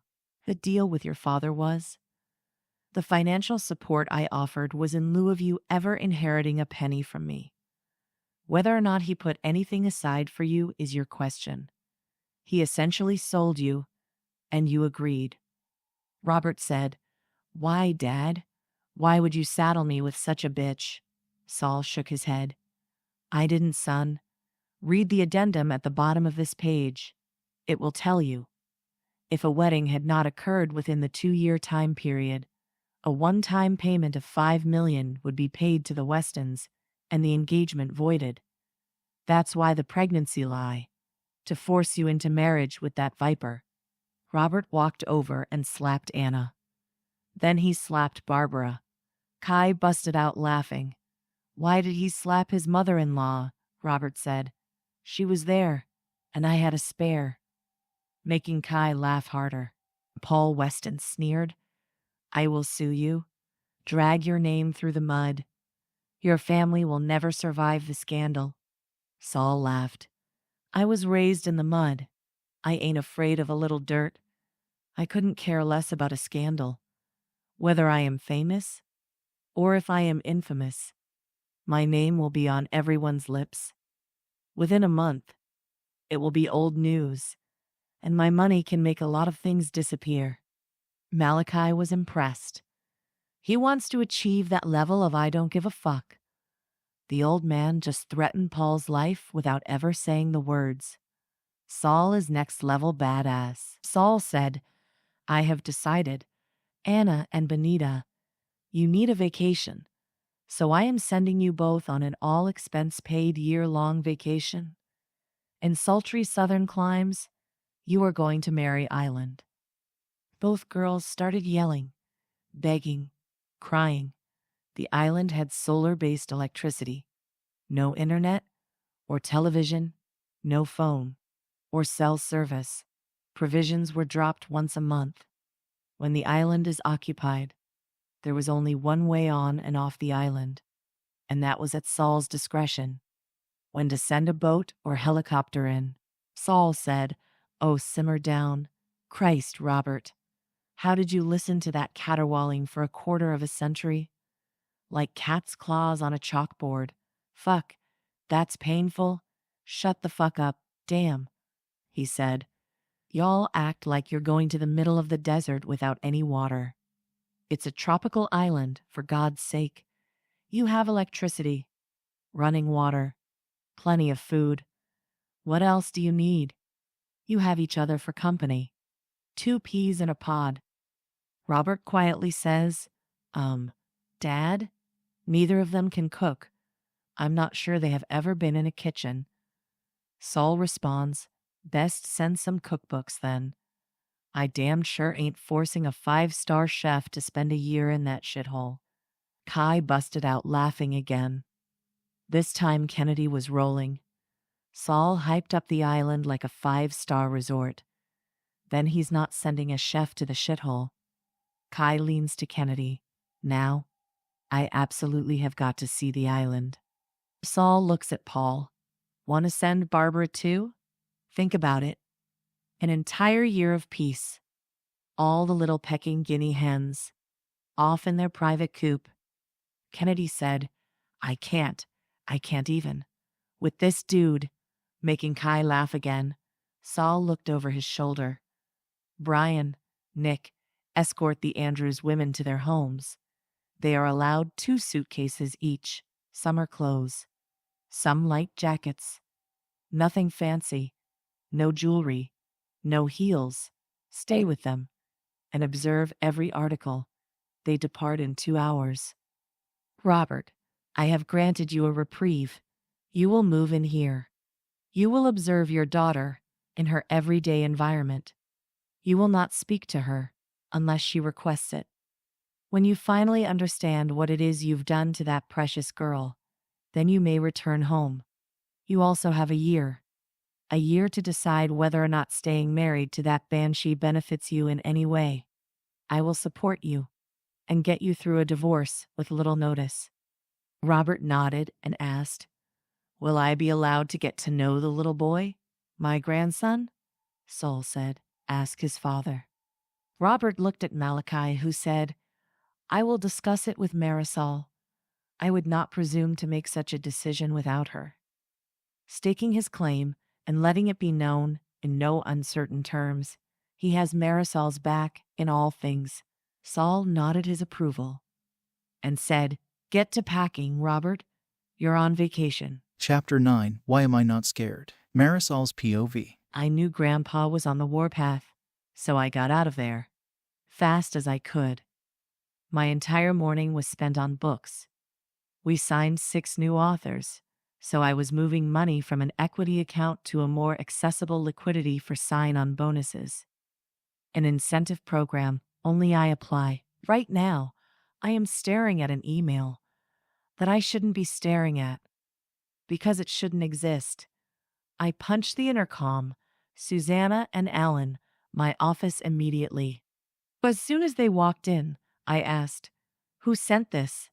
"The address is blank, but it's our trademarked logo. I want this person found. I have never and will never poach. How dare this person offer our sign-on as a way to steal clients?" They ran to the tech office and got started tracking the computer it came from. I texted Kai and told him I had had a security breach. It's just too close on the heels of the kidnapping circus. I pulled up personnel files to see is working PR and recruitment. Those 3 people are going to be questioned. And why the fuck do I have an unknown email account in my office? Kai walked in the door, and I asked, "Are you Superman or some Lord of Stars or something? Because I don't know how you got here from Grandpa's in 10 minutes. Unless it's some hocus-pocus bullshit." He laughed and said, "I was in a contractual meeting downstairs. You saved me from dying of boredom." I giggled. "Oh, please. You live to be Lord of the Boardroom." "Hey, there's your super name. TikTok, here we come." He laughed again and told me, "I thought you'd be more nervous with having a breach. Talk to me. Tell me what happened." I explained to him about the email, offering a high sign-on bonus, but only if they leave their current backing. I would never do that. I would never allow my employees to offer it. He said, "Okay, let's track this fuker." I took his hand and we went to the tech center. Just as I opened the door, Alan walked out and said, "Hi, sweetie. Now don't freak out." Knowing that if he didn't want me to freak out, he shouldn't tell me not to, he cleared his throat. "The email, it came from your office at 3:48 this morning." I yelled, "What? No, that is fucking impossible. I locked my office when I left at 5 yesterday. It was locked when I came in this morning. Find the video from the last week. If they offed that email remotely, then he has to have been in my office within the last 5 days. I know that because my email security wipes out spam drafts and trash. Every 5 days, he will be on camera. He needed my computer to draft and store it." Kai said, "Alan, when Kennedy gets here, can you bring him up to speed?" He lightly took my elbow and steered me to my boardroom. Once inside, he pulled me to him and just stood there holding me. "Whoever did this has access to your personal information. That indicates someone close enough to know your passwords. Unless you're one of those people that writes them all down in one place. I laughed. I did that in college. First time on my own. I was afraid I would forget them. Now, they are dates that mean something. He nodded and smiled. Okay, think, baby. Who can access your passwords? I led him to my office and pulled out who it was. Susanna and Alan, of course. But they have been my best friends since kindergarten. Connie, that's Susanna's pa, Dom, Alan's assistant, and Donna, from Human Resources. She sometimes needs to print documents from here that I don't allow on the common server. He nods and says, okay, we leave it alone. Until we watch the videos, I only deal in absolutes. I pay people to handle the possibility. Alan called my office to let us know the videos were being viewed, and it could take a couple days. I said, I want security on this floor and inside the offices from now on. Everyone is to be gone by 5. Alan, confiscate entry keys. They can all wait until one of us shows up. Kai grinned. Come on, we are going out to dinner. I asked where we were going. He told me the Italian restaurant across the street. I ran into my bathroom and changed into an off-shoulder skater dress in navy blue and slipped on matching heels, pulled my hair loose and dabbed on some lip gloss. He whistled and I laughed. I keep a few changes here for business dinners that require a little class. He grinned. Babe, you are always classy, even when you throat punch your dad. I groaned and whined. He came for me, making him laugh. We sat, enjoying our dinner and talking, when the media found us. Kai surprised me. He leaned over and pulled me close, said, smile. I still held back, never being comfortable in the limelight. The rest of the evening went fine. We took a stroll around the town center. There were so many cute little shops now. I made a mental note to bring Isaiah one Saturday and browse. Walking back to the car, a man stepped out of the shadows. Brother, I thought you would remain a bachelor forever. Actually, I thought you were gay. But look at you, out here with such a beautiful piece. He reached to take a strand of my hair, and I batted his hand away. Malachi asked, what the fuck are you doing on my turf, Morton? I could kill you right here for breaking the truce. Morton sneered. That truce won't mean nothing when you're gone. Kai laughed and replied, threats. Again with the threats. If you feel froggy, dude, leap. I'm always ready, certainly willing, and definitely able. But you already know that. Turning to me, he opened the car door and said, if you'd be so kind to wait in the car, I will return you to yours momentarily. I'm afraid we will have to reschedule this meeting. I apologize. Understanding the gist of what he said, I tilted my head and told him, very well, Mr. Winters. I will have my assistant call Kennedy to reschedule. I sat down in the car. I watched Kai light into Morton, even though I couldn't hear what was being said. Their body language was yelling kill him at each other. Why am I not scared? Chapter 10. It's Perfect. Malachi's POV. I shut the car door so Marisol wouldn't be upset by anything I was about to say. I will tell her about it. When I can explain, I snarled, what are you doing here? You know better. Any one of my men see you, and you are a dead man. I came to warn you. You are going to lose your throne. I will be the only ruler in the whole of Columbus. I laughed and replied, this is not Camelot. You are not the conquering hero. There is no throne. You are a two-bit thug, with delusions of grandeur. Pathetic, actually. He scoffed. You have a weakness now, brother. It will be your downfall. It is a very pretty weakness, though. I wouldn't mind tapping that. Before I slit its throat, that is. I gritted my teeth. You're barking up the wrong tree.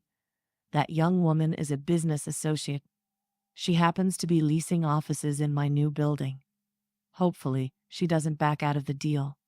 As for you, get back across your territory marker. Oh, your little buddy, Paul Weston. Remember him? He won't be around for you to use him as your cash cow. Better find another sugar daddy.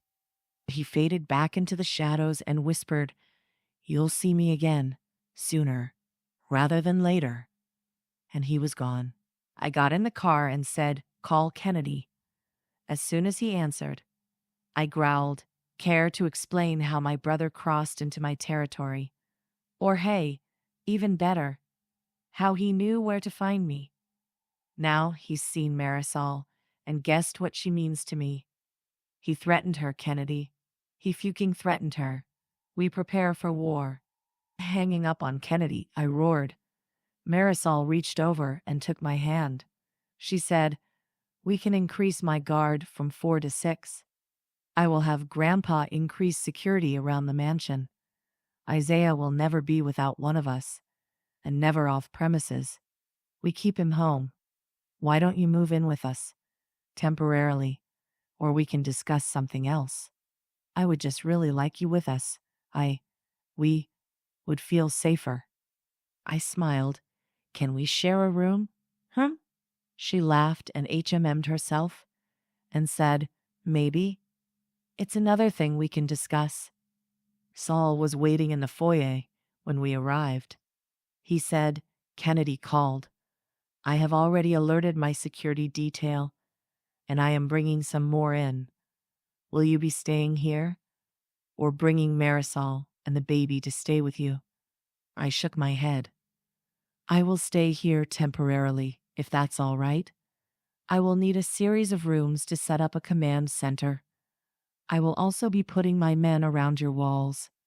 If I feel the place has been compromised, I will then consider moving them to the fortress." Marisol excused herself to spend a little time with our son. Saul nodded and said, "Follow me." We went to his study, and he poured us some whiskey. I asked where Robert was, and he shrugged. "Hiding in the rafters, for all I know." I told him, "Morton is a gang leader. No structure, no discipline. He has about 1,000 followers. All kids, except maybe 2 or 3. Kids are unpredictable. They don't follow any rules of engagement. The thought of firing their gun pumps adrenaline through their system so fast, they are reckless. The problem is, that is the only thing they think about. Firing their weapon, not killing someone, or being killed. It's the thrill of the gun, makes them feel like men." Saul smiles, "And you are struggling, knowing you may kill quite a few. I get it. Just remember, son, a gun can't kill you without someone willing to pull the trigger. It doesn't care the age of the person firing it." Shaking my head, "No, I am not bothered by the people I kill. They either deserve it, or they're trying to kill me. In which case, they're going to die. I am struggling with how Marisol will feel, seeing that side of me." Saul laughed. "Don't underestimate that girl. Many people do, and have regretted it. She will most likely be standing right beside you, firing her own weapons. She's pretty damned good. That girl. Marisol loves you. She can't say it out loud yet. Still working on her trust and her own feelings. Jason and Bonita destroyed her faith in herself. Give her time." I grinned. "I'm not worried. I know she loves me. She shows me in little ways. Every day, I will wait forever for her. She is my whole world." I went in search of Marisol. She was just finished dressing Isaiah from his bath. As soon as he saw me, he ran, screaming, "Daddy," and she said, "Fine, you snap his PJs. Your turn for reading him a story. I'm grabbing a shower." And all my blood rushed to my dick. Ugh, I read the story of the princess and the pea. Apparently, stupid girls sleeping on a pea needs a timeout. I tried making him say the sound in girls, but he stuck on or. Marisol came back in, and we tucked him into bed together. She told him I would be there for breakfast for a few days, and that he would be staying with Grandpa instead of daycare for a while. She laughed and said she didn't think that through. He's excited now. We turned on his wave machine and dimmed the lights. He calmed right back down. I asked if I could speak with her before bed, and she led me into her room. It was just like her. Soft pastels and calming furnishings. I sat down in a chair, and she climbed onto the bed, sitting cross-legged, waiting. I looked in her eyes, telling her, "My brother is a thug. He is a very bad man. He wanted to take the mafia back to what it was in the beginning of the last century. My father and I refused to allow that to happen. I began training to become the leader. In case Morton didn't straighten out and follow rules. He didn't. And when my father told him he would not be taking over, he stabbed him in the heart." She stood up and climbed into my lap. "You can't scare me away. These past several weeks has taught me that some men mean what they say. I love you, Malali. I think I have, since our first meeting."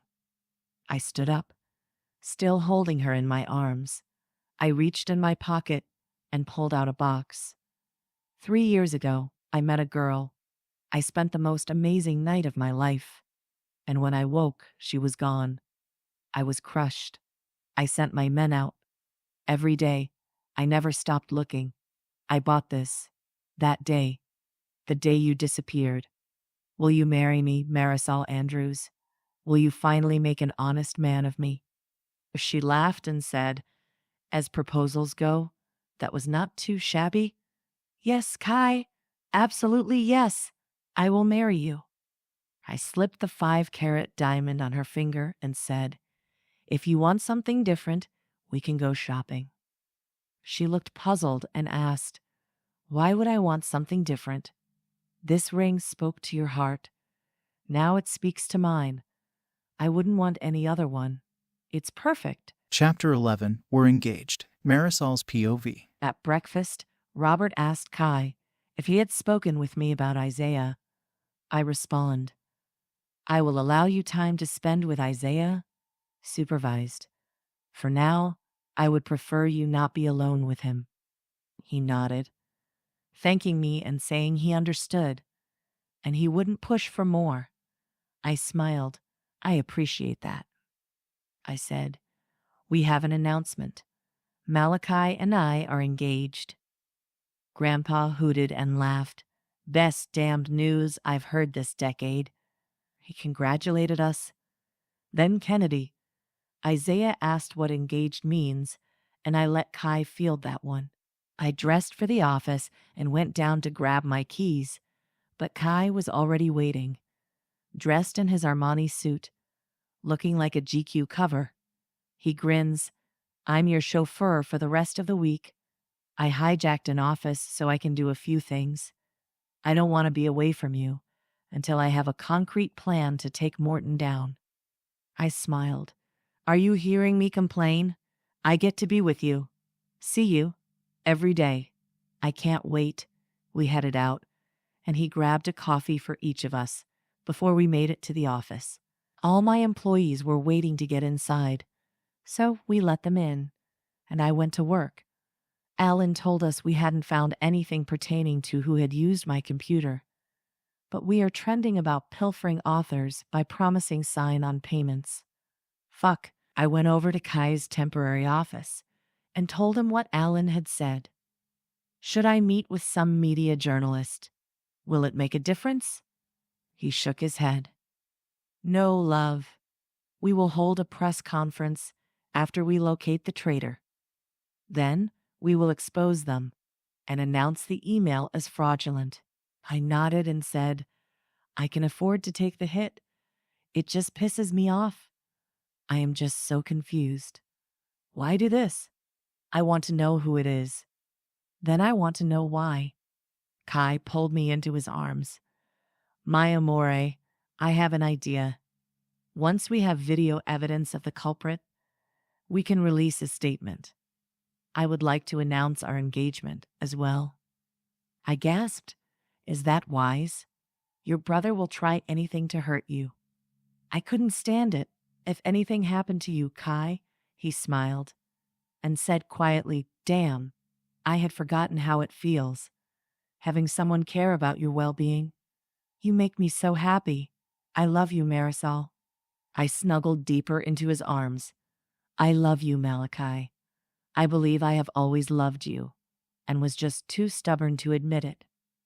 Convinced myself it wasn't meant to be when I couldn't find you." He laughed.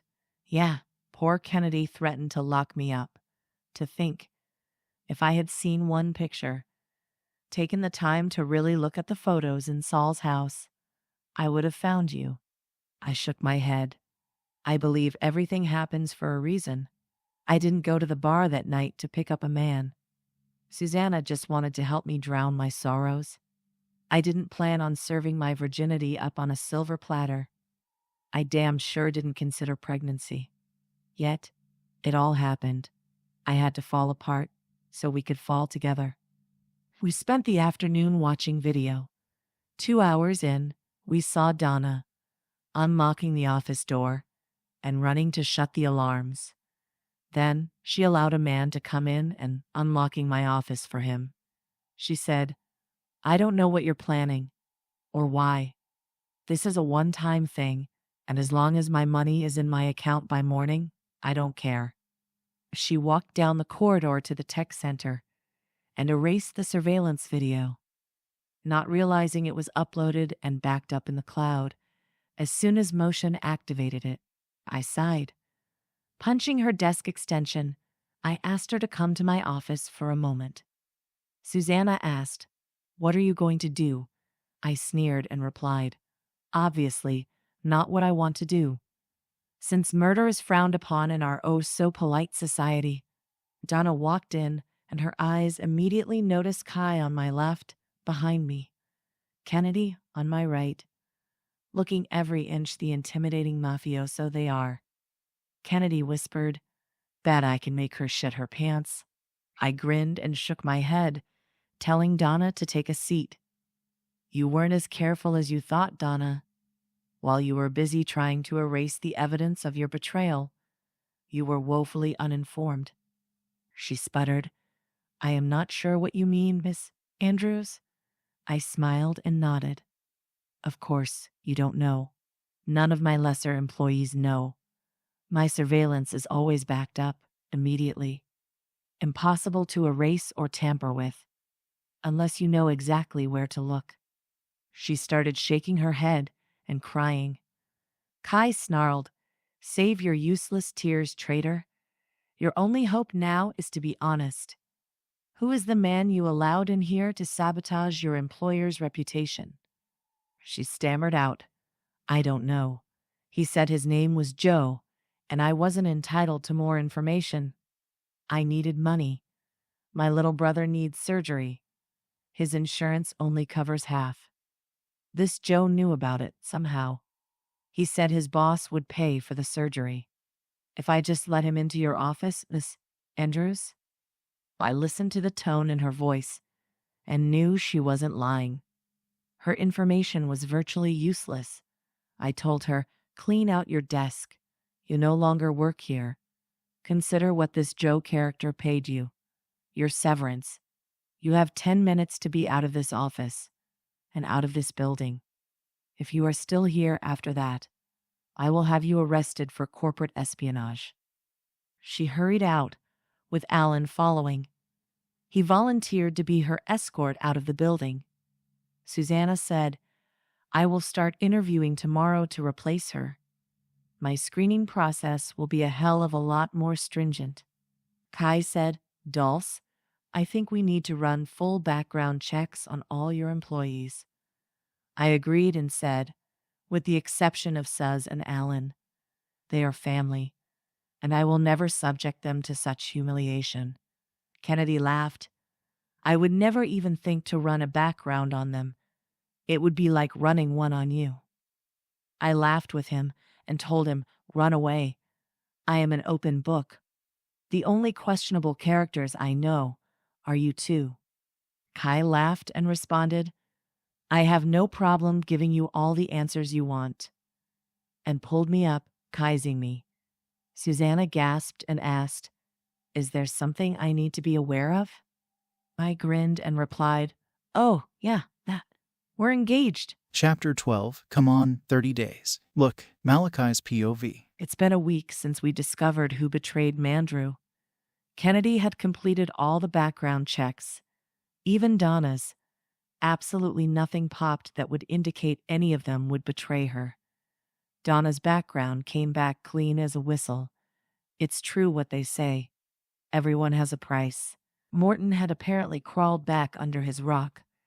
He hasn't been seen since he threatened Marisol, and my men have been out, beating the bushes for word of his plans. We have a few leads, and we know he is amassing warriors, all like-minded individuals. But as I said, they are young, inexperienced, untrained, teenage bundles of adrenaline and stupidity. A dangerous cocktail. I am in the midst of another boring corporate meeting, negotiating the takeover of Weston Enterprises. Solomon and Robert are here, signing over his shares to me. I already have the cashier's check in my briefcase. $13 million. This deal better be as lucrative as it looks on paper. Paul Weston keeps interrupting whomever is speaking, begging me to tell him my plans for the construction company his family founded over a century ago. I had finally had enough. "Weston, I am allowing you to remain on board as a figurehead. You will still be the face of the company. You sealed your fate when you decided fucking my fiancé over was a good idea." He sneered. "I didn't even know you were engaged. How would I know your fiancé?" I grinned and told him, "You know her. You and your daughter tried to destroy her. You better pray I don't decide to try and destroy you, because I, unlike you, will succeed." Saul started laughing. "Damn, Paul. Maybe you should have opted for that island vacation." Even Robert laughed. We concluded the meeting, leaving it at the fact I would be touring Weston's offices in the morning. My parting words were to Paul Weston. If word ever reaches me again that you have had shared so much as a text message with Morton Winters, I will take great pleasure in actually destroying you." Solomon and Robert took their leave. While I called Marisol, I smiled ear to ear when she answered. I asked, "How's your day, beautiful?" She giggled and replied, "Better now." I asked if she would be free for dinner, and she immediately agreed. I made reservations at Argento's and called Susanna to ask her and Alan to join. Saul had gone to pick the baby up and would meet us at the restaurant.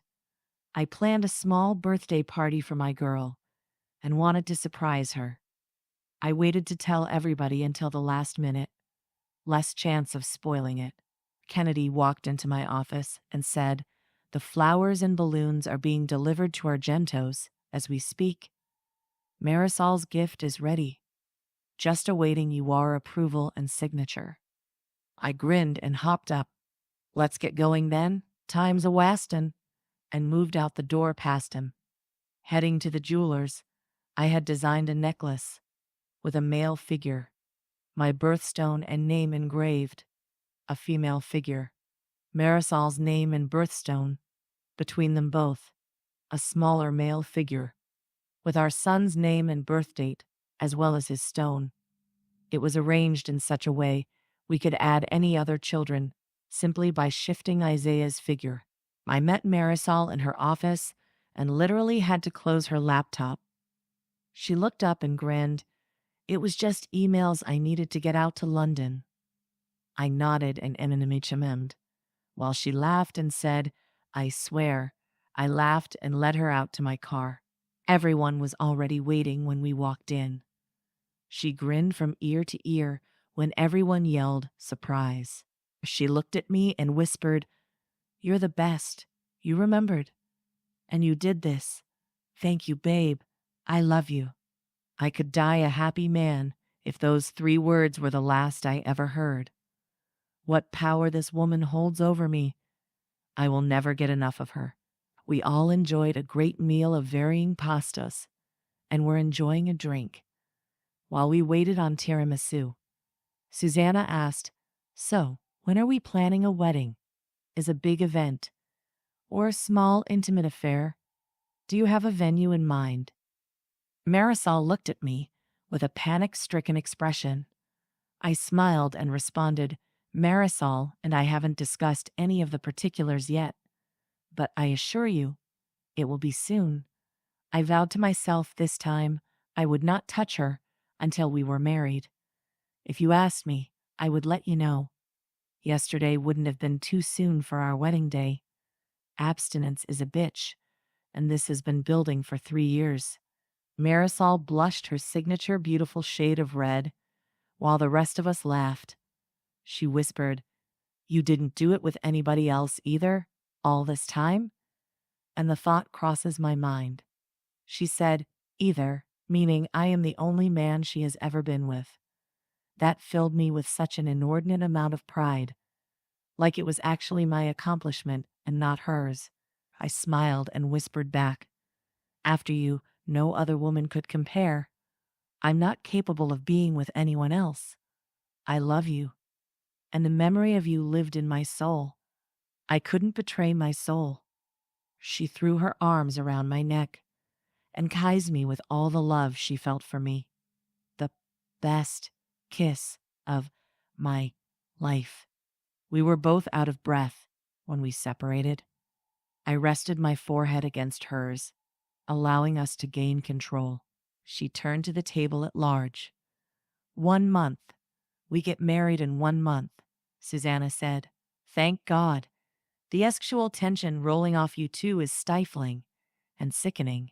I'm jealous. Alan, God damn it. You need to kiss me like that.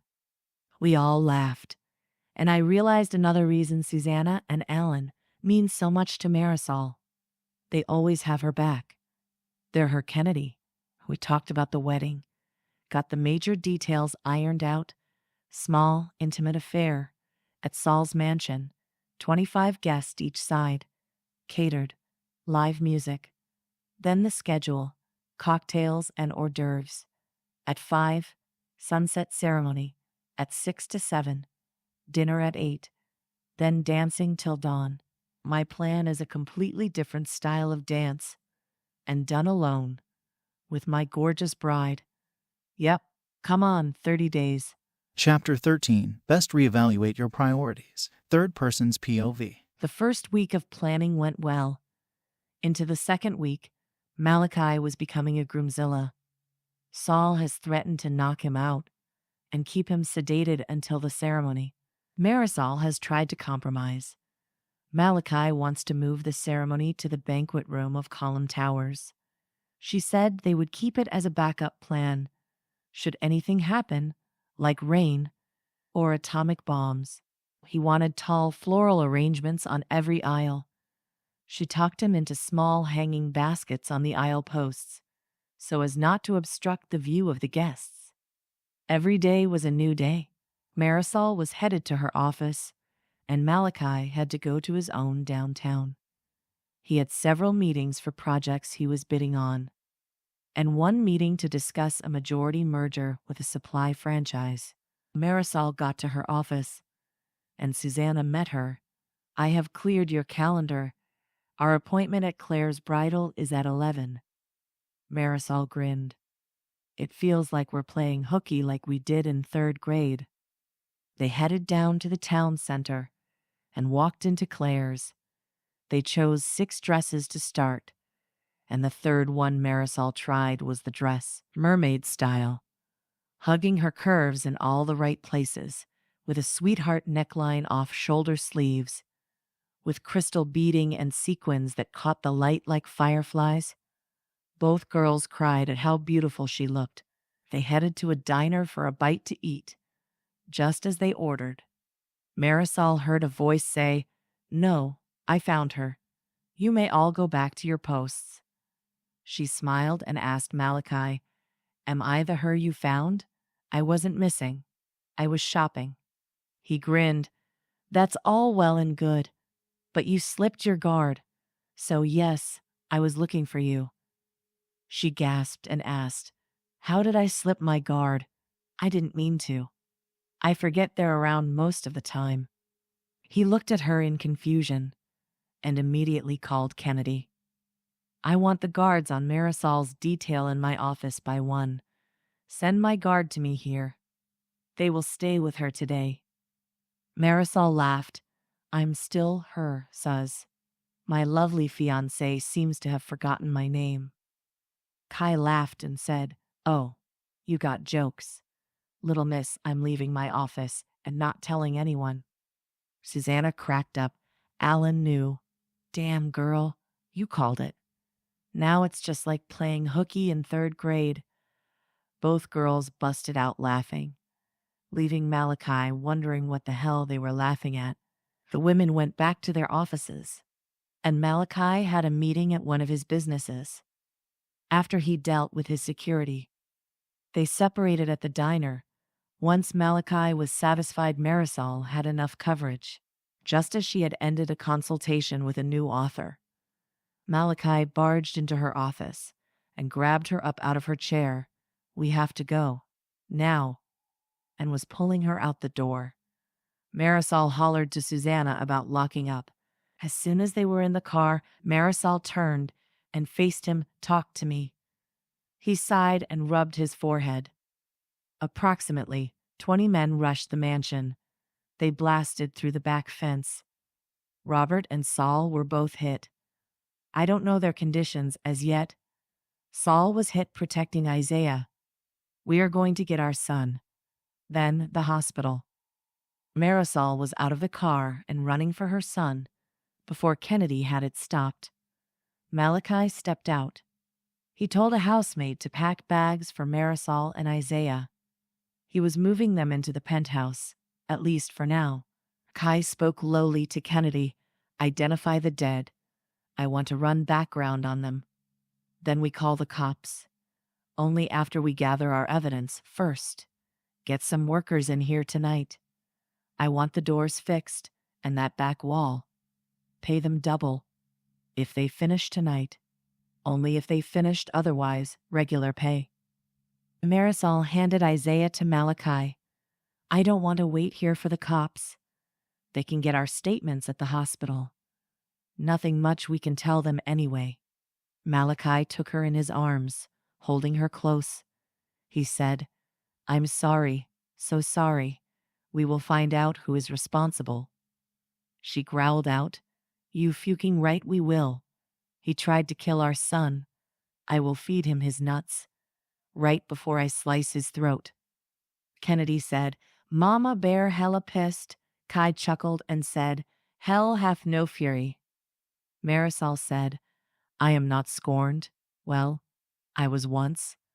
My fury is based on every instinct in my body telling me this shit tonight is just the beginning. And we are going to finish it.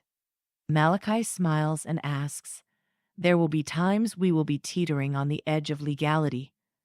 Then there may be times we have to fall over that edge. Will you be okay with that? She had started walking Isaiah to the car and stopped. Turning around, she said, I have no problem doing what needs done. If I have to walk outside the law to keep my baby safe, so be it.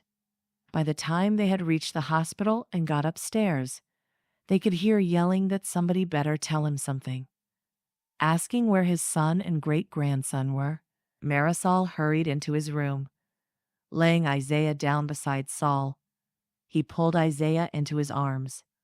Then he broke down in tears and kept saying he was the target. They wanted him. Malali asked, What do you mean, Saul? To kill him? Or abduct him? Marisol snapped, It doesn't matter. We are going hunting. They won't get a second chance. Saul asked about Robert, but they had no idea. As he was still in surgery, Saul said, He took 4 rounds, keeping them away from Isaiah. I was the last line of defense. Thank God security reached us when they did. I had just taken a round to my thigh, snapped the femur, and nicked the femoral. Malachi asked, "How many charged the house? How many got in?" Saul shrugged and thought a minute. 8, I think. Maybe 10. I dropped 3. Robert got at least that many. Word came in the police had arrived to take statements, and Marisol helped Saul sit up a little straighter without waking the baby up. Isaiah had a big scare tonight. They had all decided if he could sleep it away, they weren't going to change it. A captain, 2 detectives, and 2 uniformed cops walked in. The captain walked straight over to Malachi and snarked, "You better hope this isn't the beginning of some mob war." Malachi said, "No, Captain. You better hope it isn't. I am here because my family was attacked. Come for me again. Have fucking proof." The detectives were taking Saul's statement when one of him asked why his house would be a target for such an attack.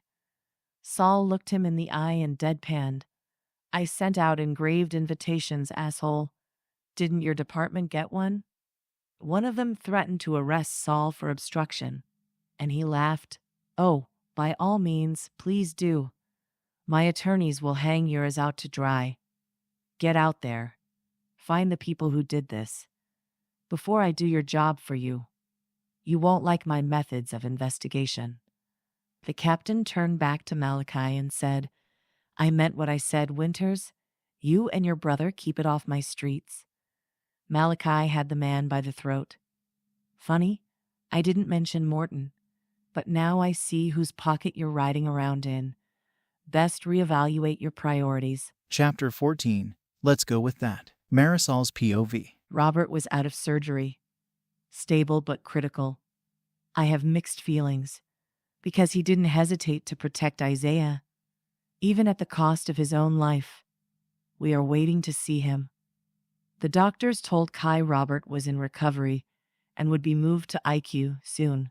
The hospital tried to argue with Malachi about having our own security. As soon as he told them, he would arrange transportation to get his family to a better hospital. They backed off. Idiots. Kennedy came back with coffee, and I could kiss him. He handed my double mocha caramel latte, and Kai had his boring black coffee. "Too bitter for me," Kai said. "I want you to stay at the penthouse with me. Please don't say no. The mansion is too remote to be easily defensible, and this shit is just getting started. Isaiah will be safer, more secure. The penthouse is virtually impregnable." I laughed. "Baby, you don't have to sell me on the idea. I was actually going to suggest it. Our wedding is 2 weeks away, and it looks like we will be holding it at Column Towers. I will get Susanna on that in the morning." He smiled and sighed in relief. "Let's go check on Robert. Saul is on pins and needles waiting on word." I took his hand and we walked down to IQ. Seeing Robert lying there, motionless, so quiet, was disturbing. I didn't know the whole story about his relationship with my birth mother, or why Anna did what she did. Maybe we could sit and talk about it all one day. I want to be able to forgive him. For the sake of Isaiah, hopefully at least, I can find an even footing. After seeing Robert and being updated, we went back to tell Grandpa what we had learned of his condition. I kissed Grandpa's forehead and got him comfortable. I let him know I was staying at the penthouse for now, and when he is released in a few days, we would be bringing him to stay with us there. I need to have my family close. This was too close for comfort, I told him. Dad was hit 4 times. 3 missed anything vital. 2 in his shoulder. 1 through the fleshy part of his calf. The 4th hit his spleen, and 1 kidney. The doctors repaired the damage, and now it is a wait-and-see situation. The next 48 hours are crucial to his recovery. The danger lies in the amount of blood he lost. Grandpa said, "I want to see him. Do you think we could arrange something tomorrow? I smiled and let him know, of course we can. I will be back first thing, and we will spend all day with him if you'd like. After we had gotten to the penthouse, Kai showed me the room he had remodeled for Isaiah. All done in a Lion King theme because it's the baby's favorite movie. He watches other movies, becomes obsessive about them, but they only last about 2 weeks before he goes back to binge watching Simba again. I was standing in the living room, looking out over the city. Kai handed me a glass of wine and wrapped his arm around me, pulling me against his chest. He whispered, "You're here, in my home, and all I can think is how right it feels. I have dreamed of this exact moment for so long." He took my hand and gave me a tour. The living room, where we had been standing, was all plate glass and gleaming galvanized steel. The floor-to-ceiling windows allowed for a fantastic view of the city lights. A fireplace faced the center of the black leather couches and glass tables, beautiful and straight out of Executive Weekly. I giggled. "You fixed a room up, made everything in it about Isaiah. But glass tables, my sweet man, are hazardous as hell to a toddler." He grinned and said, "Gone, first thing in the morning. I baby-proof this place like a fiend. I love that you think I'm sweet. It's adorable. I am not sweet to anyone else, my love. I am a dangerous man, and someone has forgotten that. It is time I remind them why I am at the top of the food chain." Shaking my head. "They were coming for our son, Malachi. They injured my family, with the intention of killing anyone in their way. That can't stand. I can't allow it to go unanswered either." Taking my hand, we finished the tour. His bedroom was on the same side as the living room, with more floor-to-ceiling windows, and the same view. He said, "There is a couple guest rooms down the hall, but I would love it if we shared this room. Most men fantasize about ravishing the woman of their dreams. I never allow myself to do that, because, frankly, it would drive me insane. But I have dreamed about holding you in my arms all night, waking next to you every morning, just breathing the same air." I laughed and told him, "Why, Mr. Winters, you have just proven my sweet man comment. I have looked forward to spending nights in your arms, but I ain't gonna lie and say I never fantasized about you ravishing me. About the many things we did together the night Isaiah was conceived. I want that, Kai. I want you. This for the rest of my life." He pulled me into him, lowering his head. His lips touched mine, softly at first, then more aggressively. His tongue danced with mine, and he scooped me into his arms, laying beside me on the bed. We made out for quite a while. Then he jerked away and sat up. "Arg, you're killing me, Smalls. All I want to do is rip your clothes off and devour you. 13 days feels like eternity." I giggled. "It's not any easier for me. I have taken to carrying clean panties in my handbag, Kai." You smile that crooked SXY smile. "Clean panties?" You bite your lower lip. Suck it between your teeth. Soaked my britches. That deep SXY as molten chocolate laugh. Your smooth as Tennessee whiskey voice. Your green eyes. That gorgeous curly dark hair. Don't get me started on those abs. Or that deep fuking V, leading my eyes to my favorite playground. Ugh, all perfectly meshed together in 6'9" inches of hot as fuck man meat. Yeah, I'm suffering too, my love." He busted out laughing. "I don't know why it never occurred to me that you would be suffering as badly as I am. I'm not sure if I am flattered, or if I feel bad. You just said all that to make me feel better, didn't you?" I grinned, kissed his shoulder, and told him, "Sure, let's go with that." Chapter 15, Fuzzy Titties, Malachi POV. After dropping Marisol and the baby off at the hospital, I raced my way to the office. I was met at the doors by Kennedy and Byron, my head of surveillance. Once inside my office, I sat and demanded, "Talk to me. What do we know?" Kennedy said. "Everyone who attacked Andrew's mansion are no names. No record. I mean nothing. No family history. They grew up in foster care. Mostly group homes. No criminal history. It looks like they are recruited right from the high school. Half of them underage. The only claim to fame these kids have ever had is their ignominious deaths on the manicured lawn of one of the most influential corporate magnates of our century." Byron said, "I am working on backstories for 5 of our guys that look young enough to still be in high school.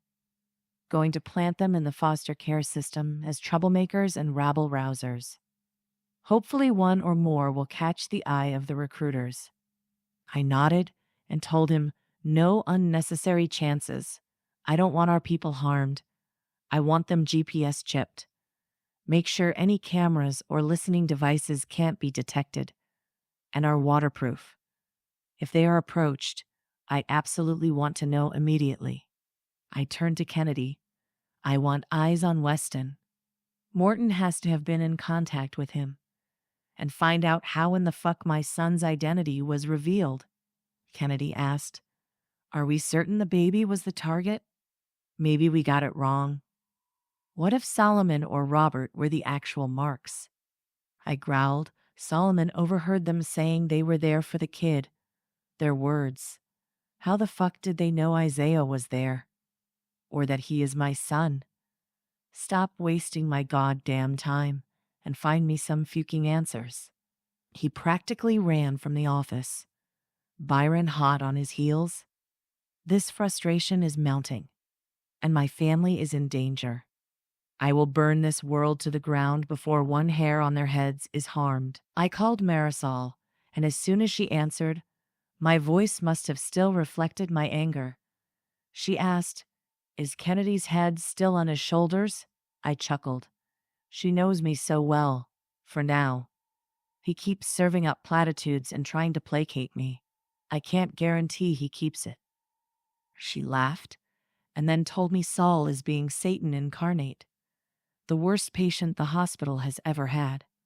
According to the head nurse, he has to stay at least 1 more day because of the repairs done to his femoral artery, and he thinks he should be out, beating the pavement, killing everyone who looks at him wrong. Robert is still in a coma, but the doctors said it is because of the massive amount of blood loss, telling her not to worry. The longer the coma persists, the less pain he is aware of, and he is healing. The ventilator was removed, and he is breathing on his own, which is a good sign. A couple hours later, Kennedy came back. Solomon's house has been compromised. We found 15 listening devices, all over the mansion. More importantly, his video cameras have been hacked. Troy found evidence of tampering 2 weeks ago, which means someone has been watching. Since the Benita fiasco, Weston is in it, up to his eyeballs. He sent his wife to Italy. She left out at 2:37 this morning. I ordered his security hacked. We should have visual within a couple hours. Okay, I was a little impressed. Lighting his as up earlier garnered results. I can live with that. Good work, Ken, he puffed up. Calling him Ken lets him know how much I value him. This man is my brother.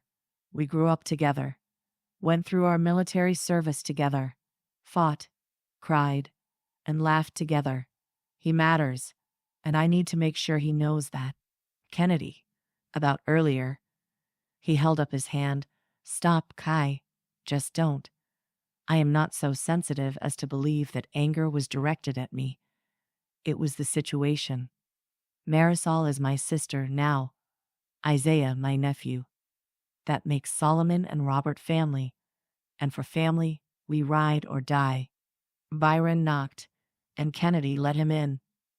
All the backstories are completed. The guys are downstairs with the doctor, getting microchipped. Also, they are being fitted for Mojovision contacts. In their own colors, they will be able to capture audio and visual, and we will be able to see and hear everything they do. I already have 4 dedicated techies assigned. It will be their only job until we see this shit done. I grinned. Excellent. Progress. I should light a fire under your asses every morning. The both laughed and said, please don't. Byron chuckled. If I wasn't shaved bald, you would see my hair is entirely gray now. I'm 24, dude, 24, making me laugh. I hurried to the hospital to let Solomon know what we have discovered and what progress was being made. I rounded the corner after I stepped off the elevator, and a tiny, bubbly voice screamed, Daddy Yee, and I just knelt down, dropping my briefcase, to catch 25 pounds of suppressed tiger energy barreling into my chest. Best feeling ever. Marisol stood back, watching, her eyes glistening with tears. I went to her immediately, believing something had happened. What is it, baby? What's wrong? She just shook her head and wiped her cheeks. I deprived you of 2 whole years, time you can't get back. How can you forgive me so easily? I smiled and kissed her little nose. There is nothing to forgive, my amore. You didn't know my name. I didn't know yours. We searched. We couldn't find each other. We are exactly where we have always been meant to be. It was 3 years of deprivation, for the record. I missed morning sickness, cravings, sore boobs, swollen feet, hormonal mood swings that could melt paint off a wall, labor pains, you calling me every foul name in your repertoire. Next, baby, I will be there for every single second, cheering you on, ducking when you throw shit, feeding you chocolate when you cry. She laughed and said, I wasn't that bad, I don't think. Scratch that. I probably was that bad. I kissed her again, and we walked in to see Saul. Marisol sat Isaiah on the sofa, turning on his tablet and setting it to a learning game. I explained everything we had discovered and the actions we were taking to countermand anything else they may try. He agreed the penthouse was the safest place for our family right now. The attack on 911 sent me into a frenzied discovery of the highest security measures that could possibly go into constructing skyscrapers. My building has reinforced steel girders and beams that flex with high winds, earthquakes, or bomb attacks. 8-inch thick bulletproof glass covers every window. A tank with a battering ram couldn't penetrate. Even an RS-28 Sarmat missile would be deterred. The place is a veritable fortress. I let Marisol know I had designers in the penthouse as we speak, baby-proofing the entire place. A hospital bed was being set up for Saul, as well as an in-home healthcare aide would meet us in the morning. Isaiah yelled, Daddy, Daddy, clapping his little hands. He squealed, titties, fuzzy titties, come see Daddy. And I hurried over to snuggle my little man and watch some fuzzy titties. Because what grown-ass man could resist that? Saul looked confused as fuck. I may be old, but damn it, I want to see titties, even fuzzy ones. And Marisol grinned, Kitty's grandpa. He's watching cat videos. Chapter 16, Whatever It Takes. In an abandoned warehouse on the south side of Columbus, Morton was throwing shit, screaming at his people. One job, one fucking job, in and out. 2 old men watching a kid. I need that fucking kid. One guy said, Boss, they had at least 50 guards. We only went in with 20. We didn't have a chance. Morton shot him in the chest. Not helpful? Anyone else have little pearls of wisdom to share? He turned to his sergeant-at-arms, Get me Weston. The sergeant said, It's risky to bring him here, boss. I believe he's being tailed, Morton growled. On the phone, you dumb fuck? Get him on the phone. About an hour later. An entire hour that Morton had sat and stewed in his anger. He was finally on the phone with Weston. What can you tell me, Weston? You better pray what you are about to say is enough to keep you alive. Right now, I am inclined to blow your brains out. You said that kid was always with his grandfathers until dark. You never said shit about additional security. What else have you left out? Is that kid even Malachi's? Weston stuttered. I had no idea they had beefed up security. What reason would there be? Malachi hasn't faced an attack. No one has alerted them to our movements. I would know. I have bugs all over that place. We have access to all his video surveillance. No mention of why they would increase security. Morton groaned. Yeah, that was probably me. I spotted him out with that woman and felt compelled to rattle his cage a bit. Okay, that's on me. How do we know the kid is his? Weston said. He admitted it. In front of the whole family. When Anna and Bonita faked that whole kidnapping thing you planned, they fuked that up in a hurry, and Marisol figured it out right away. Morton growled. Your entire gene pool swims in the shallow end. Don't they? I fucking swear to God. I have to do everything myself. Where are we with the gun shipment? I am going to need that firepower if I am going to win this war. Weston responded, the swordfish will be docking at Rickenbacker.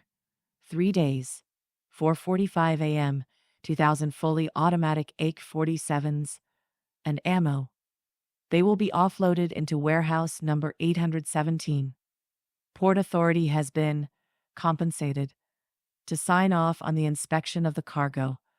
It will be released the next day by 10 in the morning. Ready for delivery, unless you would rather personally pick it up. Morton scoffed. Again. Shallow fucking gene pool, you moron. I can't show my face right now and you know it. Malachi is on high alert. He has been putting more security measures in place as we speak. I have to recruit more warriors, especially now that I lost 17 men. Arrange a delivery service to pick up my merchandise. I will let them know where to drop it once they are en route. No more fuck-ups, Weston. You are on your last leg. Morton stepped out into the common room. He looked at 3 kids he had recruited several months back. How are things in the group home? Any new kids? One of them said, We are supposed to be getting 2 newbies tomorrow. We were told to show them around school on Monday, and a rumor 3 others were being transferred by Friday. I heard they are really bad. Set fire to their last group home, killing the house mother. Morton nodded. Then an evil grin crossed his face. My kind of guys. Okay, make friends with them. Get to know them. See if they might be worth my time. You know the drill. No mention of why, who, where, when. Do not say anything about money. I want to know if they can be loyal without monetary compensation. Back in his office, Morton sat with Spider, his right-hand man. Spider asked, Mort, we have been friends for 10 years. Your brother has been mafia head for 6 of those. Why are you so desperate to bring him down now? I mean, I get it. You hate him. But this push feels like it's more than the last few times we've tried. Morton sighed. Then sneered. He has a kid, Spider. A goddamned heir. Everything that useless sperm donor told me I needed to do. If I wanted to be the perfect boss. Settle down, Mort. Raise a family, Mort. Set down roots. Establish ties to the community, Mort. Prove yourself invaluable. We are mafioso, for the love of God. Everyone should be bowing down and licking my boots. Top of the fucking food chain. We are supposed to eat men like my father for breakfast. Damned pussy. Wasn't man enough to maintain the reputation we deserve. Then, he turns it over to Malachi as a punishment because of my nonconformity. What kind of bullshit is that? Malachi is weak. Undeserving of the power. How is he going to rule the world weaving flower bonnets and singing kumbaya around a maypole? Spider busted out laughing. Nice. That mental image just took up permanent residence in my brain. I won't be able to ever look at him again without laughing. Morton grinned. I tend to exaggerate in my frustration. The gist of it is, Malachi took what is mine. I am taking it back. Whatever means necessary, dude. Whatever it takes. Chapter 17. Don't Break Kennedy. Marisol's POV. We had just gotten home from the hospital, and I began dinner. Kai and Ike were watching Lion King in a newly redesigned living room, full of bean bags and overstuffed, oversized pillows. One sofa remained, 2 end tables with cushioned edges. This man, one extreme to the other. I had just finished with bacon-wrapped ranch-baked chicken, mashed potatoes, and corn when the buzzer sounded. Kai answered it, and allowing Kennedy and Byron up, I grabbed 2 more place settings and slipped Isaiah into his high chair. We enjoyed our meal, and Malachi cleaned Isaiah up, getting him ready for bed. While I cleaned the kitchen, we both knew Kennedy and Byron were bursting with something they have discovered. One of our cardinal rules is no business in front of the baby. That time will come soon enough. I prepared a coffee tray with desserts and gathered everyone in the office. We got comfortable and Kennedy said, "We intercepted a phone call between Weston and Morton. It was informative. Weston is the one who told your brother about Isaiah. Morton thinks Weston was not as forthcoming with his information. It's better to just listen, instead of me explaining what was said." After the recording played, Malachi went straight into boss mode, and I was clenching my thighs at the ziness he exuded. "Ugh," he said. "I want eyes on that ship. I want the bills of lading, and I want the Port Authority inspectors in our custody. Tonight, we will put our own people on it. Eyes on Weston, all times." I asked, "Were we able to backtrace the call? Find the point of origin? It would give us an idea where Morton is holed up." Kai looked at me, beauty and brains. I am a lucky man. "Well, Byron, backtrace?" He dialed a number and asked into the phone if the call had been traced.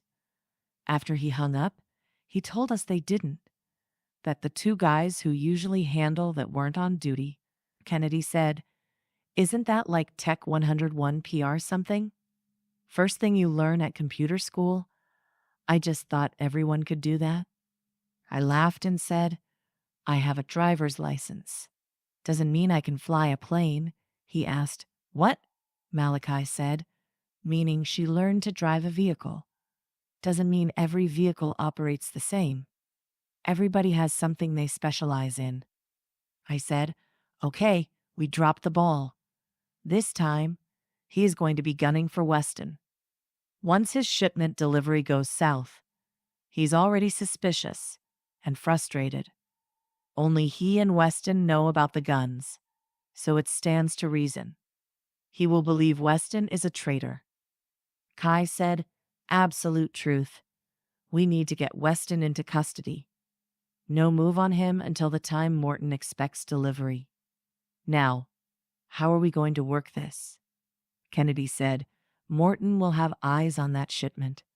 From the second they offload the ship, we have no way around that. If they don't check in on time, Morton will know something's up." I sat up and asked, "May I?" And Kai said, "You never ask, baby. You are a mafia queen. We all bow to you." I giggled and said, "I want a crown, but my idea. The swordfish begins her journey days, weeks. Even before that, depending where it originates, they file a sea route, just as planes file a flight plan. What if we find out where their last fuel stop is, before Rickenbacker board the ship, exchange the weapons, with, I don't know, limbo sticks for all I care. Then we can just watch the docks and warehouse 817. We don't have to engage with Port Authority, although I do want to know who is getting their pockets padded." Byron grinned. "That's ingenious. I have just the guys. We have 6 ex-Navy SEALs. They can enter the ship from the water side." Malachi laughed. "We have our missing link. All these years we have been missing a woman's voice. I literally bow down to you, my Riane. I love it. I shook my head and asked, "You've been missing common sense? I would give anything to be a fly on the wall in Morton's hidey hole. Think about it. The entire process will be observed. The offload of his crates, the stocking them in warehouse 817, the guards who will make sure no one gets in to sabotage the shipment, the inspectors signing off on customs. Boom, out the door and delivered. Oops, what happened?" Malachi cracked up, pulled me into his lap, and told me, "I am not sure if I am impressed as fuck or a little scared. That is a devious little mind you hide behind this beautiful face."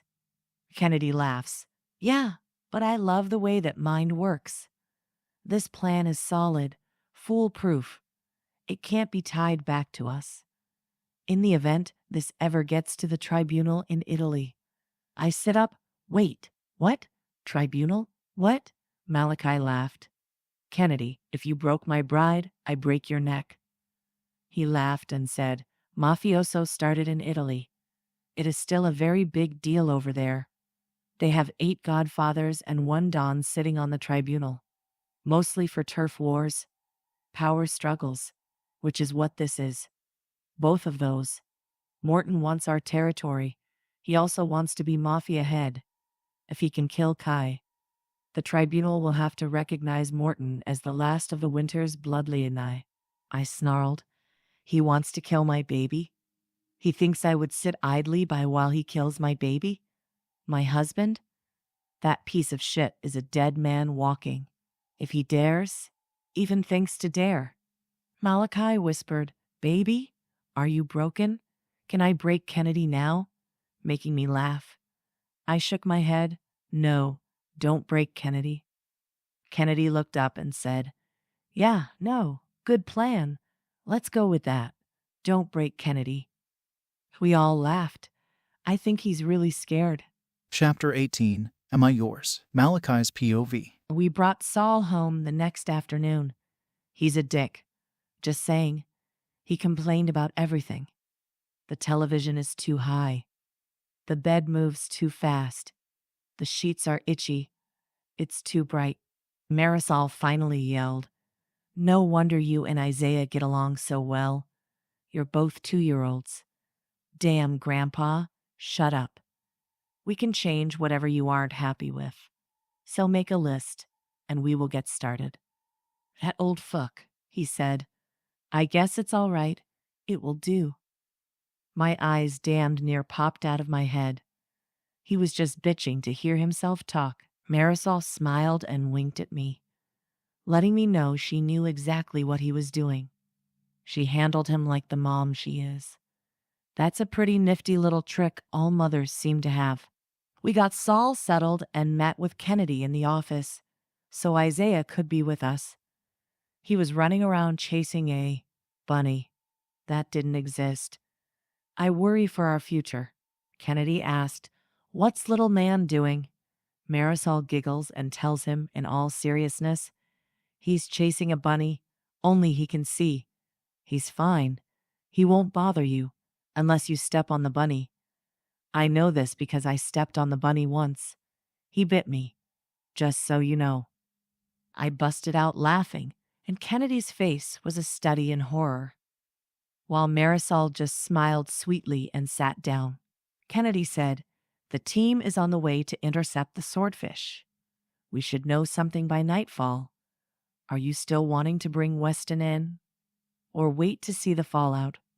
I thought on it. Then I said, "No.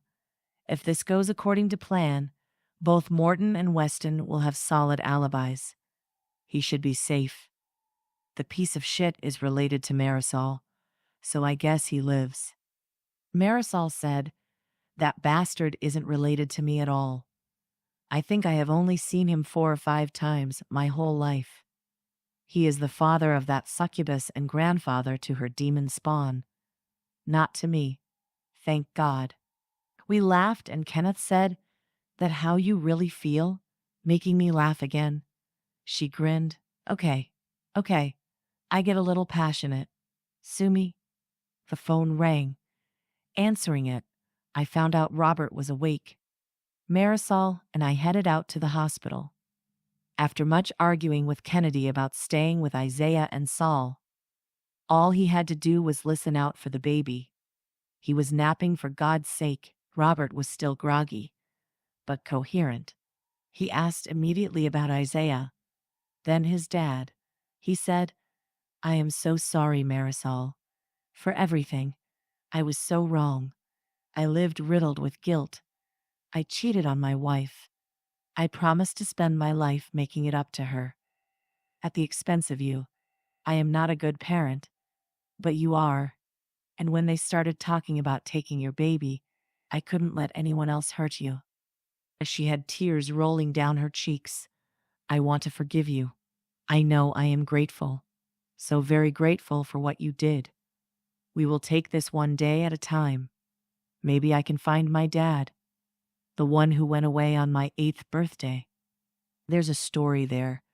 We are having a talk tonight. She has some dark shit she's been dealing with alone. Enough of that. A burden shared is a burden halved." We stayed an hour with Robert, then headed home. Marisol asks, "What's 2,000 acts worth on the black market these days?" I thought a minute or two, then replied, "Depending on the need. A supply and demand situation. Anywhere from 300 grand to 500. Depends on the dealer too. Then you add in clips and ammo. Over $500,000. She whistled low. "Damn. Your brother gonna be a lot lighter in the pocket for some limbo sticks." I laughed at her. If I could get limbo sticks this late in the game, I swear I would. Then I would want to be the fly on the wall. Walking through the door, Kennedy was in the foyer, his shirt half undone, his hair sticking up all over, and he said, "Never do that to me again," and walked out. We laughed all through dinner. She is so easy to be around. In all the time I looked for her, that was the one thing that stood out the most. How easy it is to be me with her. Once we had Saul back in his room, and Isaiah down for the night. I brought her out to the balcony for a nightcap. We were enjoying the view and the crisp air. I asked, "What happened when you were 8, baby?"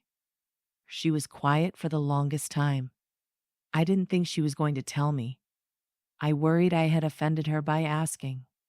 Crossed a line I didn't see. She spoke so softly. I strained to hear her. That was the end. My 8th birthday was the end of everything. I was a daddy's girl. I went everywhere with him. We did everything together. But he never believed me. I would tell him Anna had hit me, shoved me down, kicked me, pinched me, and he would tell me to quit lying. That Anna had told him about my lying phase, so just quit it.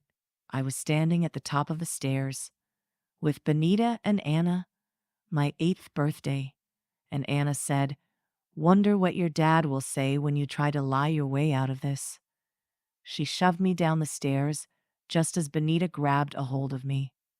Anna started screaming for my dad, telling him I shoved Benita down the stairs.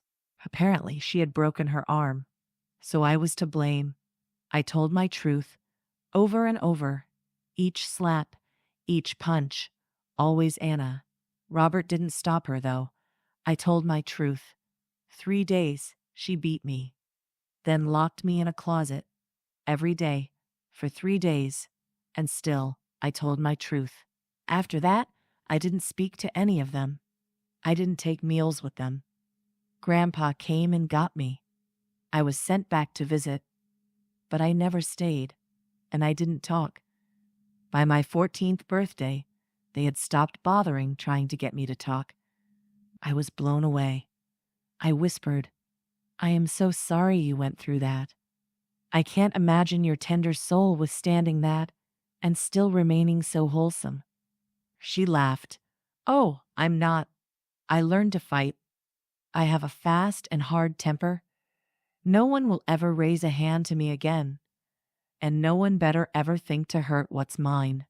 I smirked and asked, "Am I yours?" Chapter 19, Mama Ripped One, Marisol's POV. Malachi and I stayed up late into the night talking, which resulted in my sleeping in. Freaking snowball effect. Slept late. Quick shower. Dress. Leaving with wet hair. Slice of toast, cup of coffee. Quick cheek 𝐻𝒗𝒍s, and only 20 minutes late for work. I had just barely sat down when Cyclone Susanna blows through. Meeting with the venue manager. Payments to photographers, caterers and band. Final fitting. And shoes. I sighed and stood back up. Let's go. Alan, mind the store. We got downstairs and met with the banquet room manager. Everything was a go. We went over the seating chart and band placement. Leaving there, I drove to the bridal shop. The dress was perfect. It hugged every curve I have. I felt SXY, beautiful even. Across the street, I found pretty white strappy bridal heels with Swarovski crystals hanging from the straps. Susanna found a gorgeous pair of silver heels that matched her gray silk gown. By the time we returned to the office, Alan had drafted all the vendors' checks for me to sign. Once that was done, I had a 2-hour phone conference with a London office. Nigel was pissed because a French publisher had poached 2 of WAR authors. I said, lock them down, with the sign-on bonus we offer in addition to that. From now on, they sign a 5-year exclusive clause contract. If they wish to leave, they will have to buy out their contract. Get on that today. I want all existing authors we have to sign it and have it back to us. By close tomorrow, prorate them according to the time they have already been with us. Nigel laughs and said, and that's why you wear the pants in this operation. We discussed a few other minor issues and concluded our meeting just as Malachi showed up to take me to dinner. Susanna and Alan joined us again, and she was going over the last details for our wedding. Malachi smiles and 𝐻𝒗𝒍s my knuckles. I am counting down the hours. I laughed and said, 5 days? 1,010 left? He chuckled and responded, something like that. Alan said, I don't want to rain on your parade, but we did a head count today.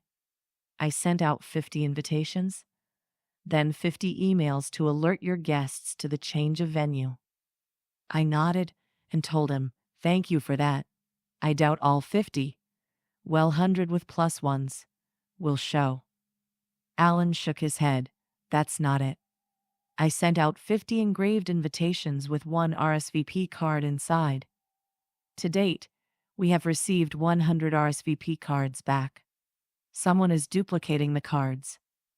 Kai said, if they duplicated the RSVP cards, odds are they duplicated the invitation. I will alert security. No one gets in, unless their name is on our guest list. I sat momentarily dumbfounded. Why would someone do that? Is Malachi that important? Or is it part of Morton's ploy? I asked. Is Morton? Or reporters? I'm confused. It seems like such a stupid thing to do. Crash a wedding you weren't invited to. Malachi said, weirdos, thrill seekers, reporters hoping for an exclusive photo. Anyone. Really, Susanna said, no. They have already duplicated 50. Who knows how many more will come in the mail? This is something else. You have 200 people show up, and only 50 on the list. The fakes know you have to go through everyone in the crowd, postponing the wedding by an hour or more. A lot can happen in an hour. I looked over at Kai. Why didn't we just elope? This would all be over with. He shook his head. No, we don't postpone the wedding. For any reason, we will postpone the cocktail hors d'oeuvres hour, not the ceremony. Do away with the cocktails altogether if it calls for it. We said good night to Alan and Susanna and swung by the hospital to check on Robert. His guard said he had done good this evening and was sleeping, so we just headed home. Halfway home, Malachi's phone rang. Once he answered, Byron responded, "Boss. 2 of our boys were approached by the Southside gang. They are meeting the boss tonight. We should be able to observe the meet and greet." Kai chuckled and replied, "Meet us at the penthouse. I'm pulling in now." I had been so interested in the call, I hadn't realized we were already home. As we rode the elevator up, I asked, "Only 2 were approached. Are the other 3 not at the group home yet?" Malachi shook his head and replied, "No, they are. They are just observed for several days before they are spoken to." Kennedy was already waiting at our door. Grinning like a fool, Kai opened the door, and we all entered the office to wait for Byron to buzz up. I ran and checked on Isaiah and Grandpa, and ended up bringing them back to the office with me. Isaiah climbed right up into Kai's lap and snuggled in. He leaned down and asked, "My little man sleepy?" He nodded his little head. Kai grinned and said, "You didn't want to lay down without seeing Daddy?" Isaiah shook his head no. I giggled and said, "You're spoiling him." Kai laughed and told me, "Nope, just loving him a little louder." Byron finally arrived and set up his tablet to show on the television. He turned and said, "These 2 men are Jeremy and Ryan. I have their contacts on a split screen, so we will get 2 different angles." Right now, all we could see was cars and street lights zipping past them from the car ride they're on. Kenneth said, "Dive Team C will be checking in another hour. They're going to want to know what to do with the weapons." Malachi tells him, "I want them destroyed. Bust the firing pins. Remove the triggers. Dump them in the river.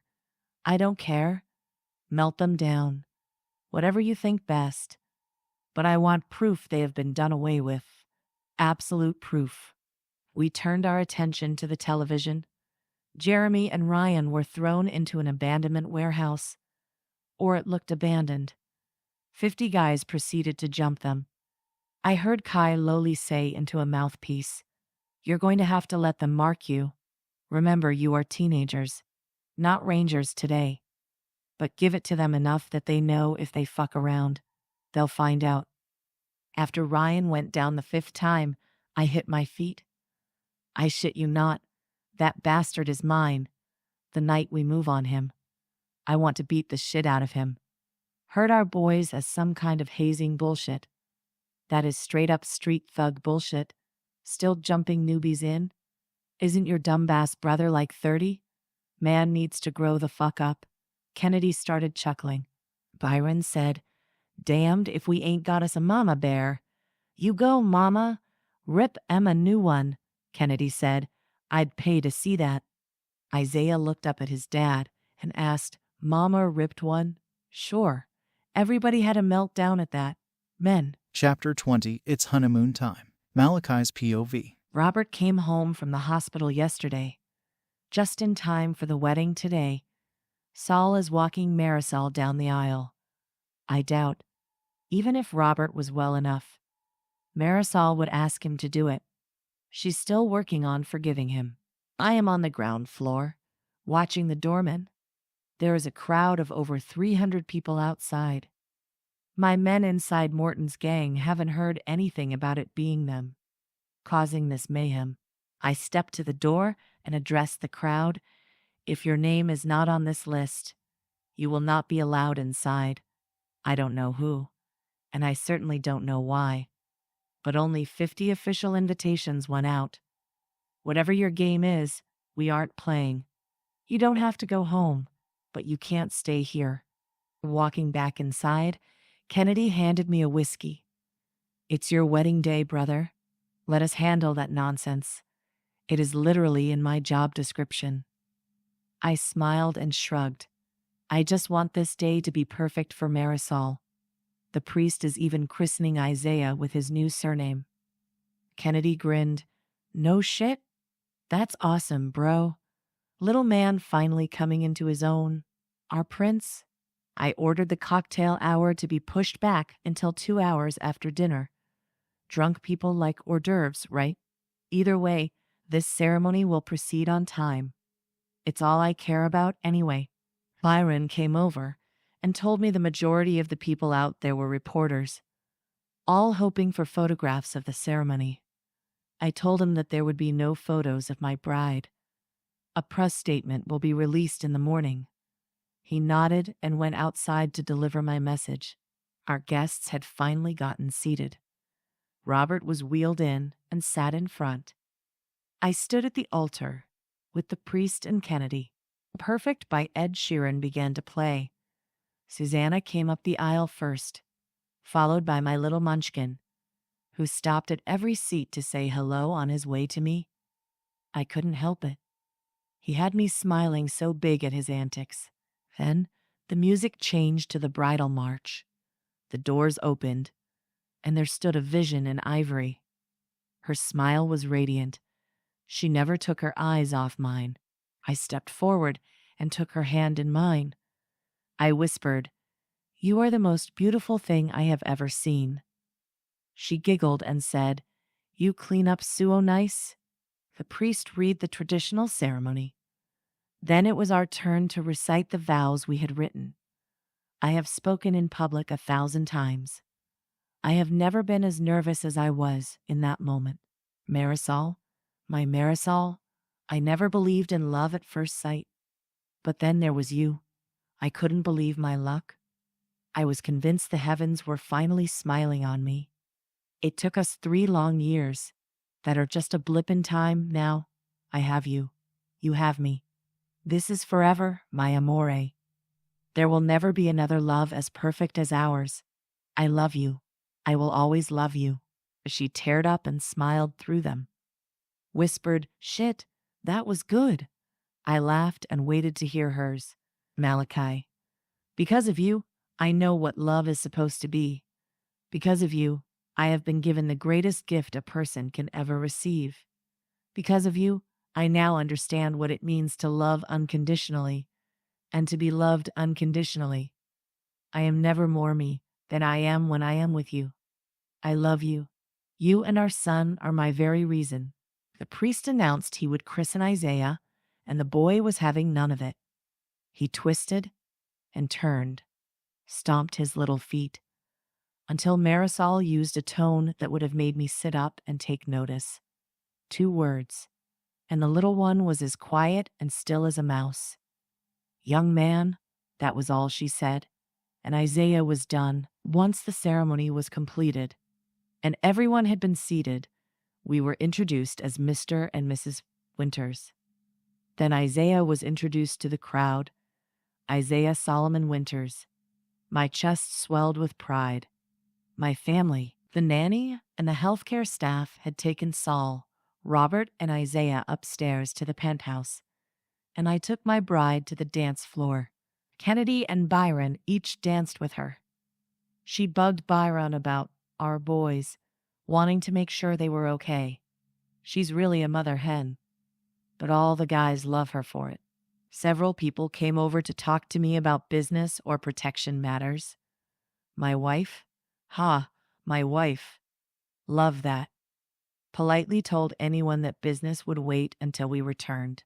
I had arranged a brief 2-day honeymoon, neither of us wanting to be away while Morton was planning. It would be just like him to try and attack while I was out of town. Marisol changed out of her wedding gown into a beautiful champagne-colored cocktail dress, flared at her hips and reaching mid-thigh. My God, she was enchanting. I am such a lucky man. We snuck out the service entrance and into a waiting SUV. 4 guards, blacked-out windows, 5 in a row, all leaving the underground garage at the same time, each going different directions. 20 minutes into the ride, John said, "Boss, we got a tail." I turned and looked behind us, watching the vehicle following us. They were weaving in and out of traffic, coming up on us fast. I heard Marisol on the phone with Kennedy, giving him our location so he can send men to us. I pulled my Glock 47 Moss and chambered around. Marisol had a weapon in her hand, and I raised an eyebrow. She grinned. Springfield Echelon. Latest in 9, easy to handle. Barely any recoil. And yes, I can fire it. With 99.9% accuracy.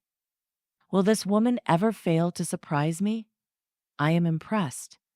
It never even occurred to ask about her weapons experience. I knew she could fight. Now I know she can shoot. A lifted black Dodge Ram charged up behind us, edging closer to us. John told us, seatbelts. He's going to try to pit. Marisol said, get in the left lane. Let him edge up towards our rear quarter panel. Then whip hard right. I started to ask what her plan was when she smiled and told me to trust her. She spun around in her seat. John shifted lanes. The Dodge moved up to pull a pot maneuver just as she put her window down and shot out both front tires. The truck did a tilt, spun out on the pavement, and did an end-over-end flip 3 times before landing on its roof off the shoulder of the highway. We were out and over to the truck in seconds. 6 guns, drawn and ready. 2 guys were crawling out, banged up and bleeding. The first one out started screaming, "You killed Ben! You killed Ben!" I growled, "Shut the fuck up, or you will join him. One of you better be telling me something."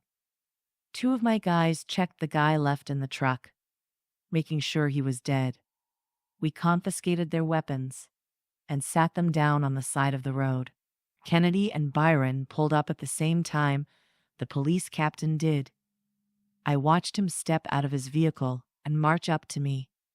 He sneered, "I should have known you were involved." I looked him dead in the eye and responded, "I wasn't involved, asshole. I was on my way to my honeymoon. These Fuchers tried ramming us. Get your facts straight, and maybe do your job for once." He grinned. "You're the big mob boss.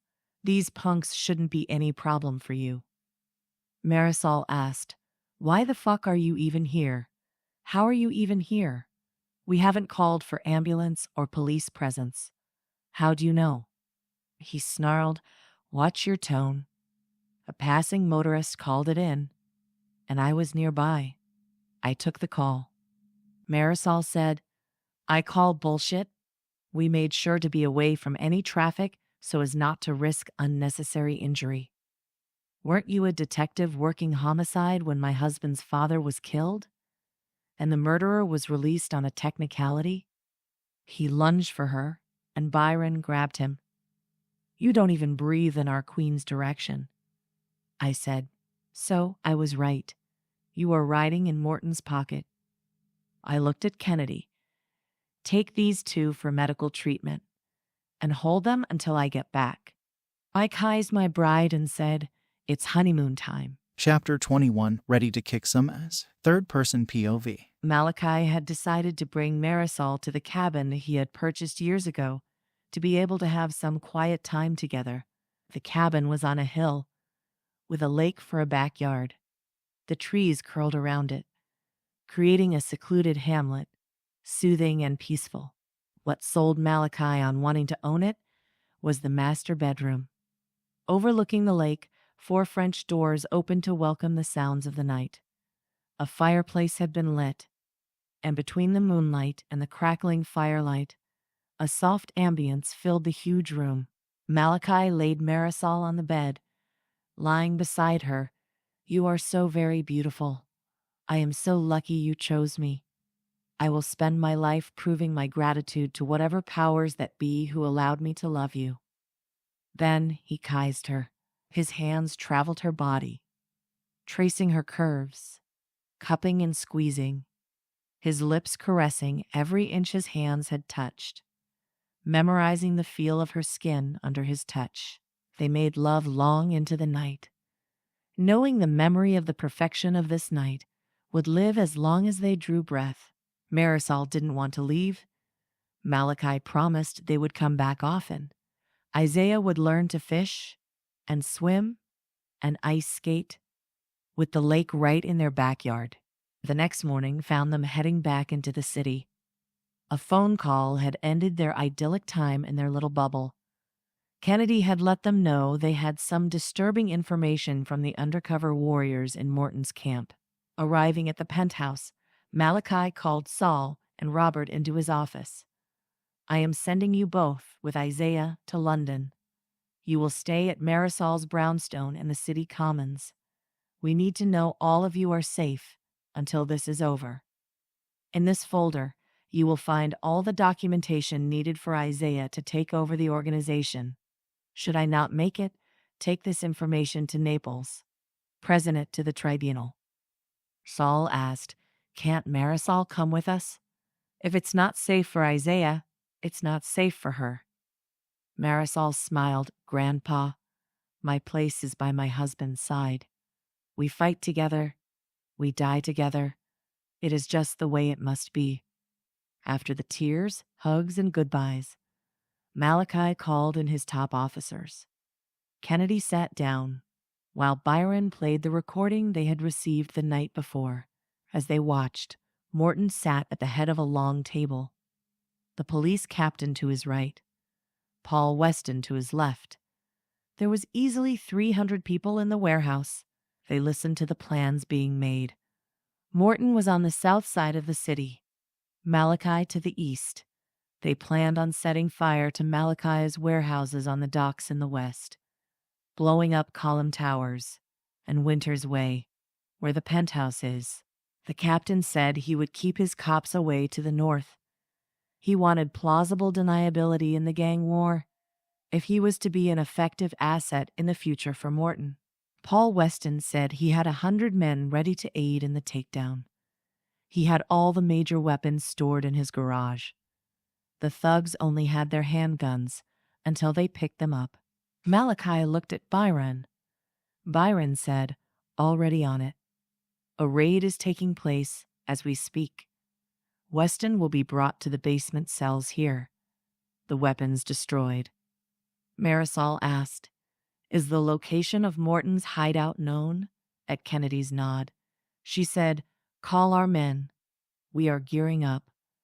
If that Fuker thinks we are sitting ducks and just twiddling our thumbs waiting on an ambush, he has another think coming." Malachi asked, "You're suggesting we go now, in broad daylight, and take them down?" She shook her head. "I am suggesting we do everything in our power to sabotage them. Disable vehicles, confiscate or destroy weapons, take stragglers into custody, diminish his forces. Then, after the sun sets, we take them down. If they are planning on setting explosives on your buildings, many of them are already within your territory." Kennedy said, "It's not bad, boss. We know they are going to have to come." She's right. We can detain the members he sends. That will drop his troops down by half. A call came in and Malachi answered immediately. "Talk to me." A man said, "Weston in custody, albeit injured. He didn't come easily." Kai asked, "Will he make it?" At the positive answer, the call ended. Byron said, "Phase 1 complete. I will call the doctor to get over here to treat Weston." Kennedy said, "Calls should be coming in all afternoon. Marisol is right. Taking apart his organization a piece at a time will weaken his defenses." Malachi smirked, "And make him a very desperate man. Desperate means dangerous. Get men out on the streets. I want eyes and ears to the ground. Shit is going to hit the fan, and this can go south in a heartbeat." Marisol said, "I am gearing up. I want to be prepared. Kai, I want your Kevlar on you all. Now, Grandpa has Robert and the baby on the plane. They are safe. I don't want to worry about all of you."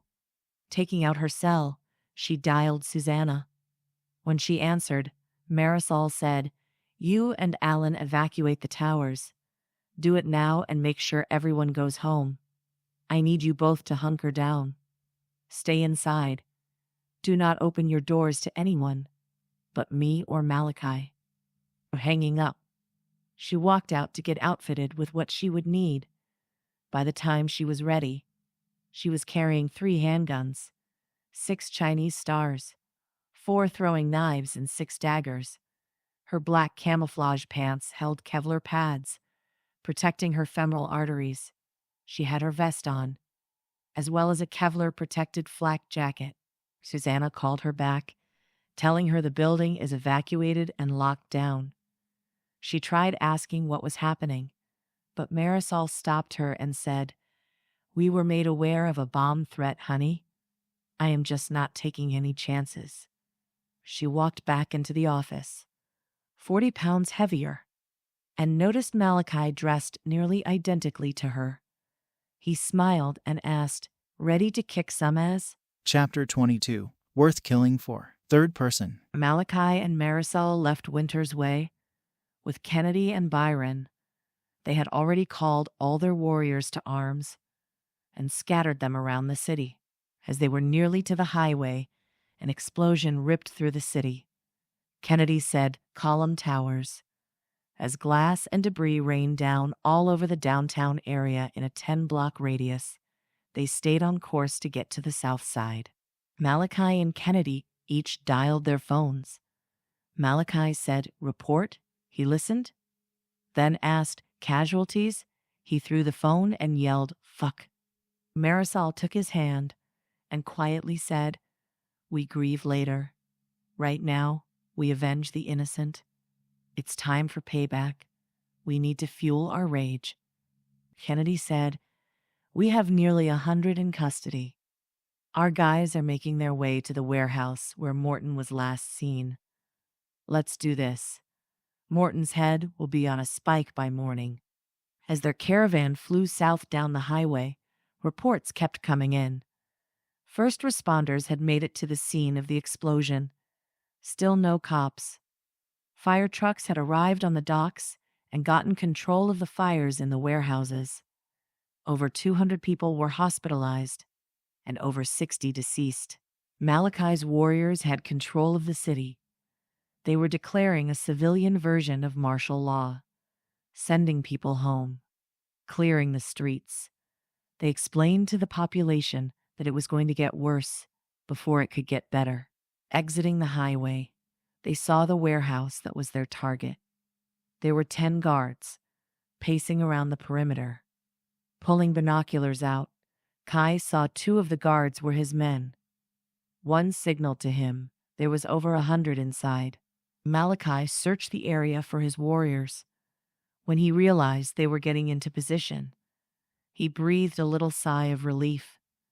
300 veteran fighters were in position to strike. The sun was setting and Kai jumped to his feet. "Go, go, go!"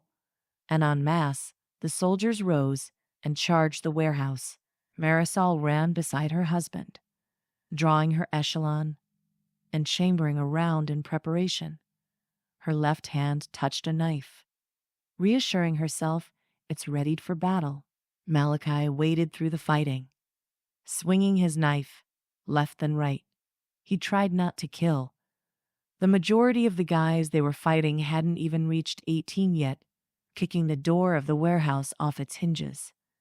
They were met with a barrage of gunfire. He was struck in the upper left arm, but watched, horrified, as Marisol took a full blast to the chest. She went down immediately. Before he could get to her, Morton reached her, yanking her to her feet. He held her back to his chest, with a gun to her head. Malachi growled, "Let her go," and Morton just laughed. "Oh no, dear brother, not until this little coup has ended." Kai was losing blood exponentially.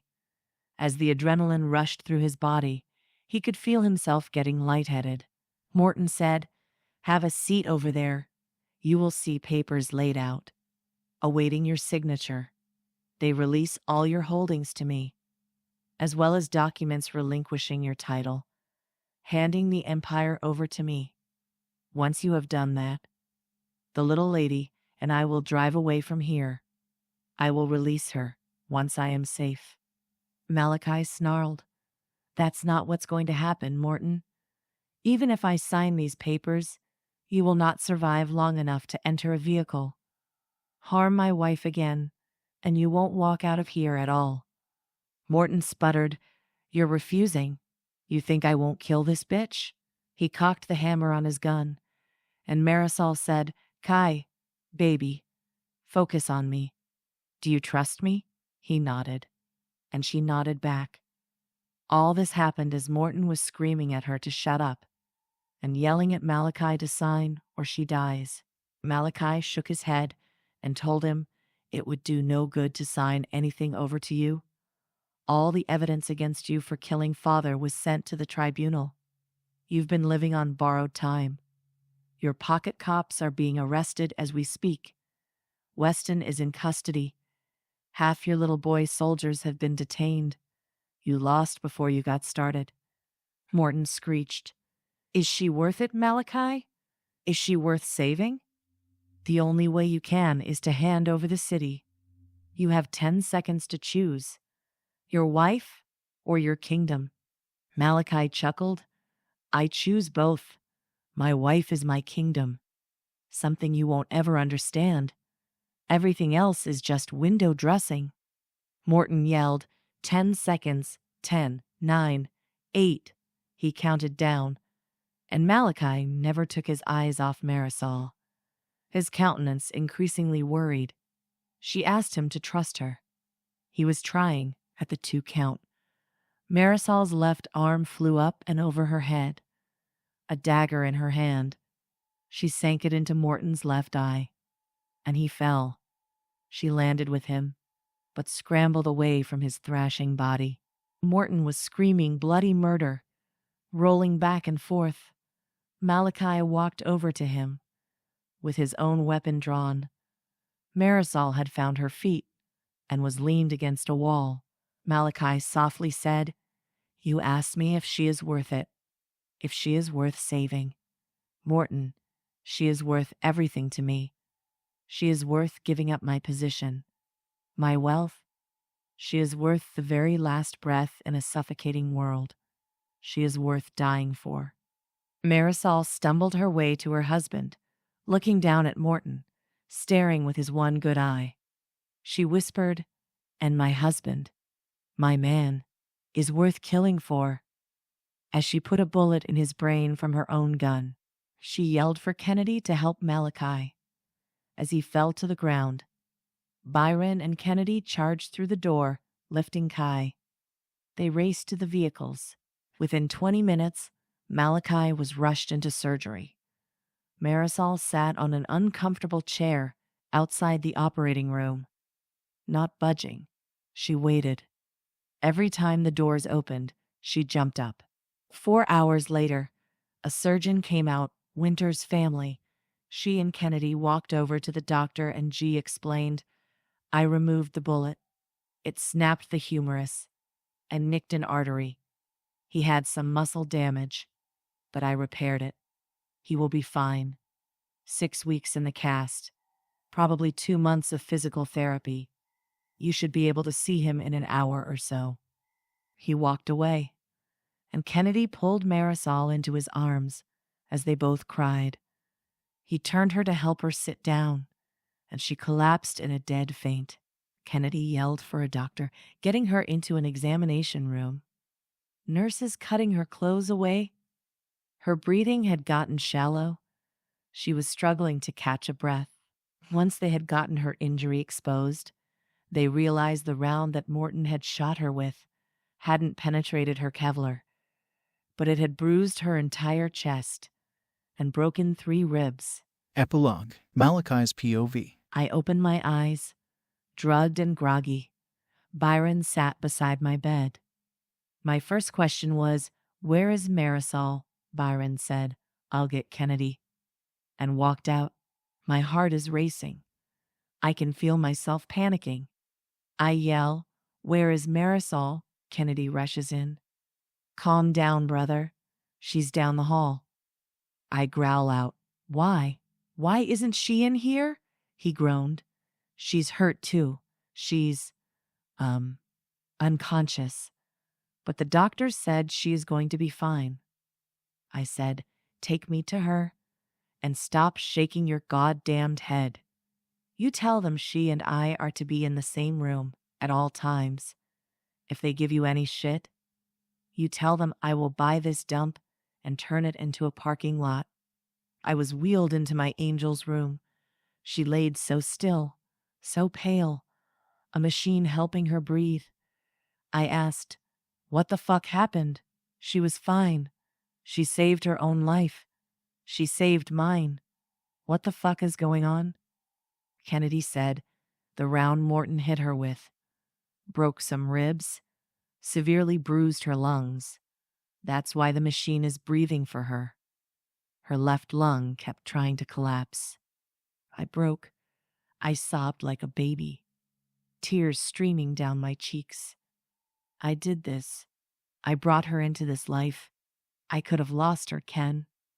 Kennedy slapped my good shoulder and said, "Snap the fuck out of it. She chose this. She chose you. And how you dare detract from the bravery of our queen. That girl has bigger balls than most men I know. She's fearless, ferocious, protective." What did she tell Morton? Right before putting a bullet between his eyes? "You are worth killing for. You don't get to take that away from her." He's right. I know he's right. I lost sight of that for a second, allowing myself a moment of self-pity. Thank God for the people in my life who call me on my bullshit. Marisol's breathing improved in the night, so she was placed on a nose cannula and seemed to be resting easier. I held her hand the entire night. I stayed on the phone most of the night. There had been 62 deaths, 100 people still hospitalized. 7 police officers had been arrested and charged. The captain escaped arrest. He opted to commit suicide. My eyes had started closing when my angel's voice asked, Kai, you're okay?"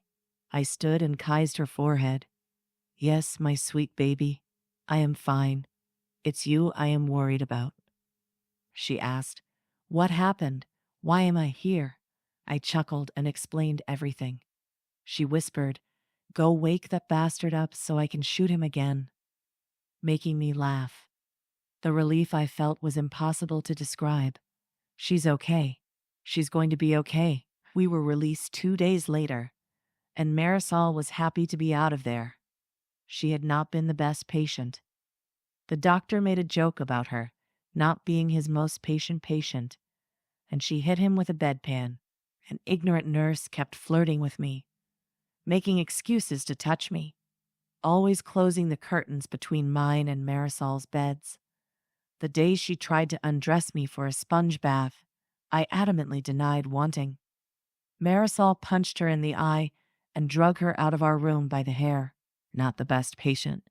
We are nearly home, and Marisol asked, "When are the funerals for all the people who died?" I responded, "Some have occurred. Some are today and tomorrow. I figured we will set up a press conference and issue statements. Public knowledge is we stopped a gang war after our buildings were destroyed. The general public prefer to pretend the mafia isn't a thing."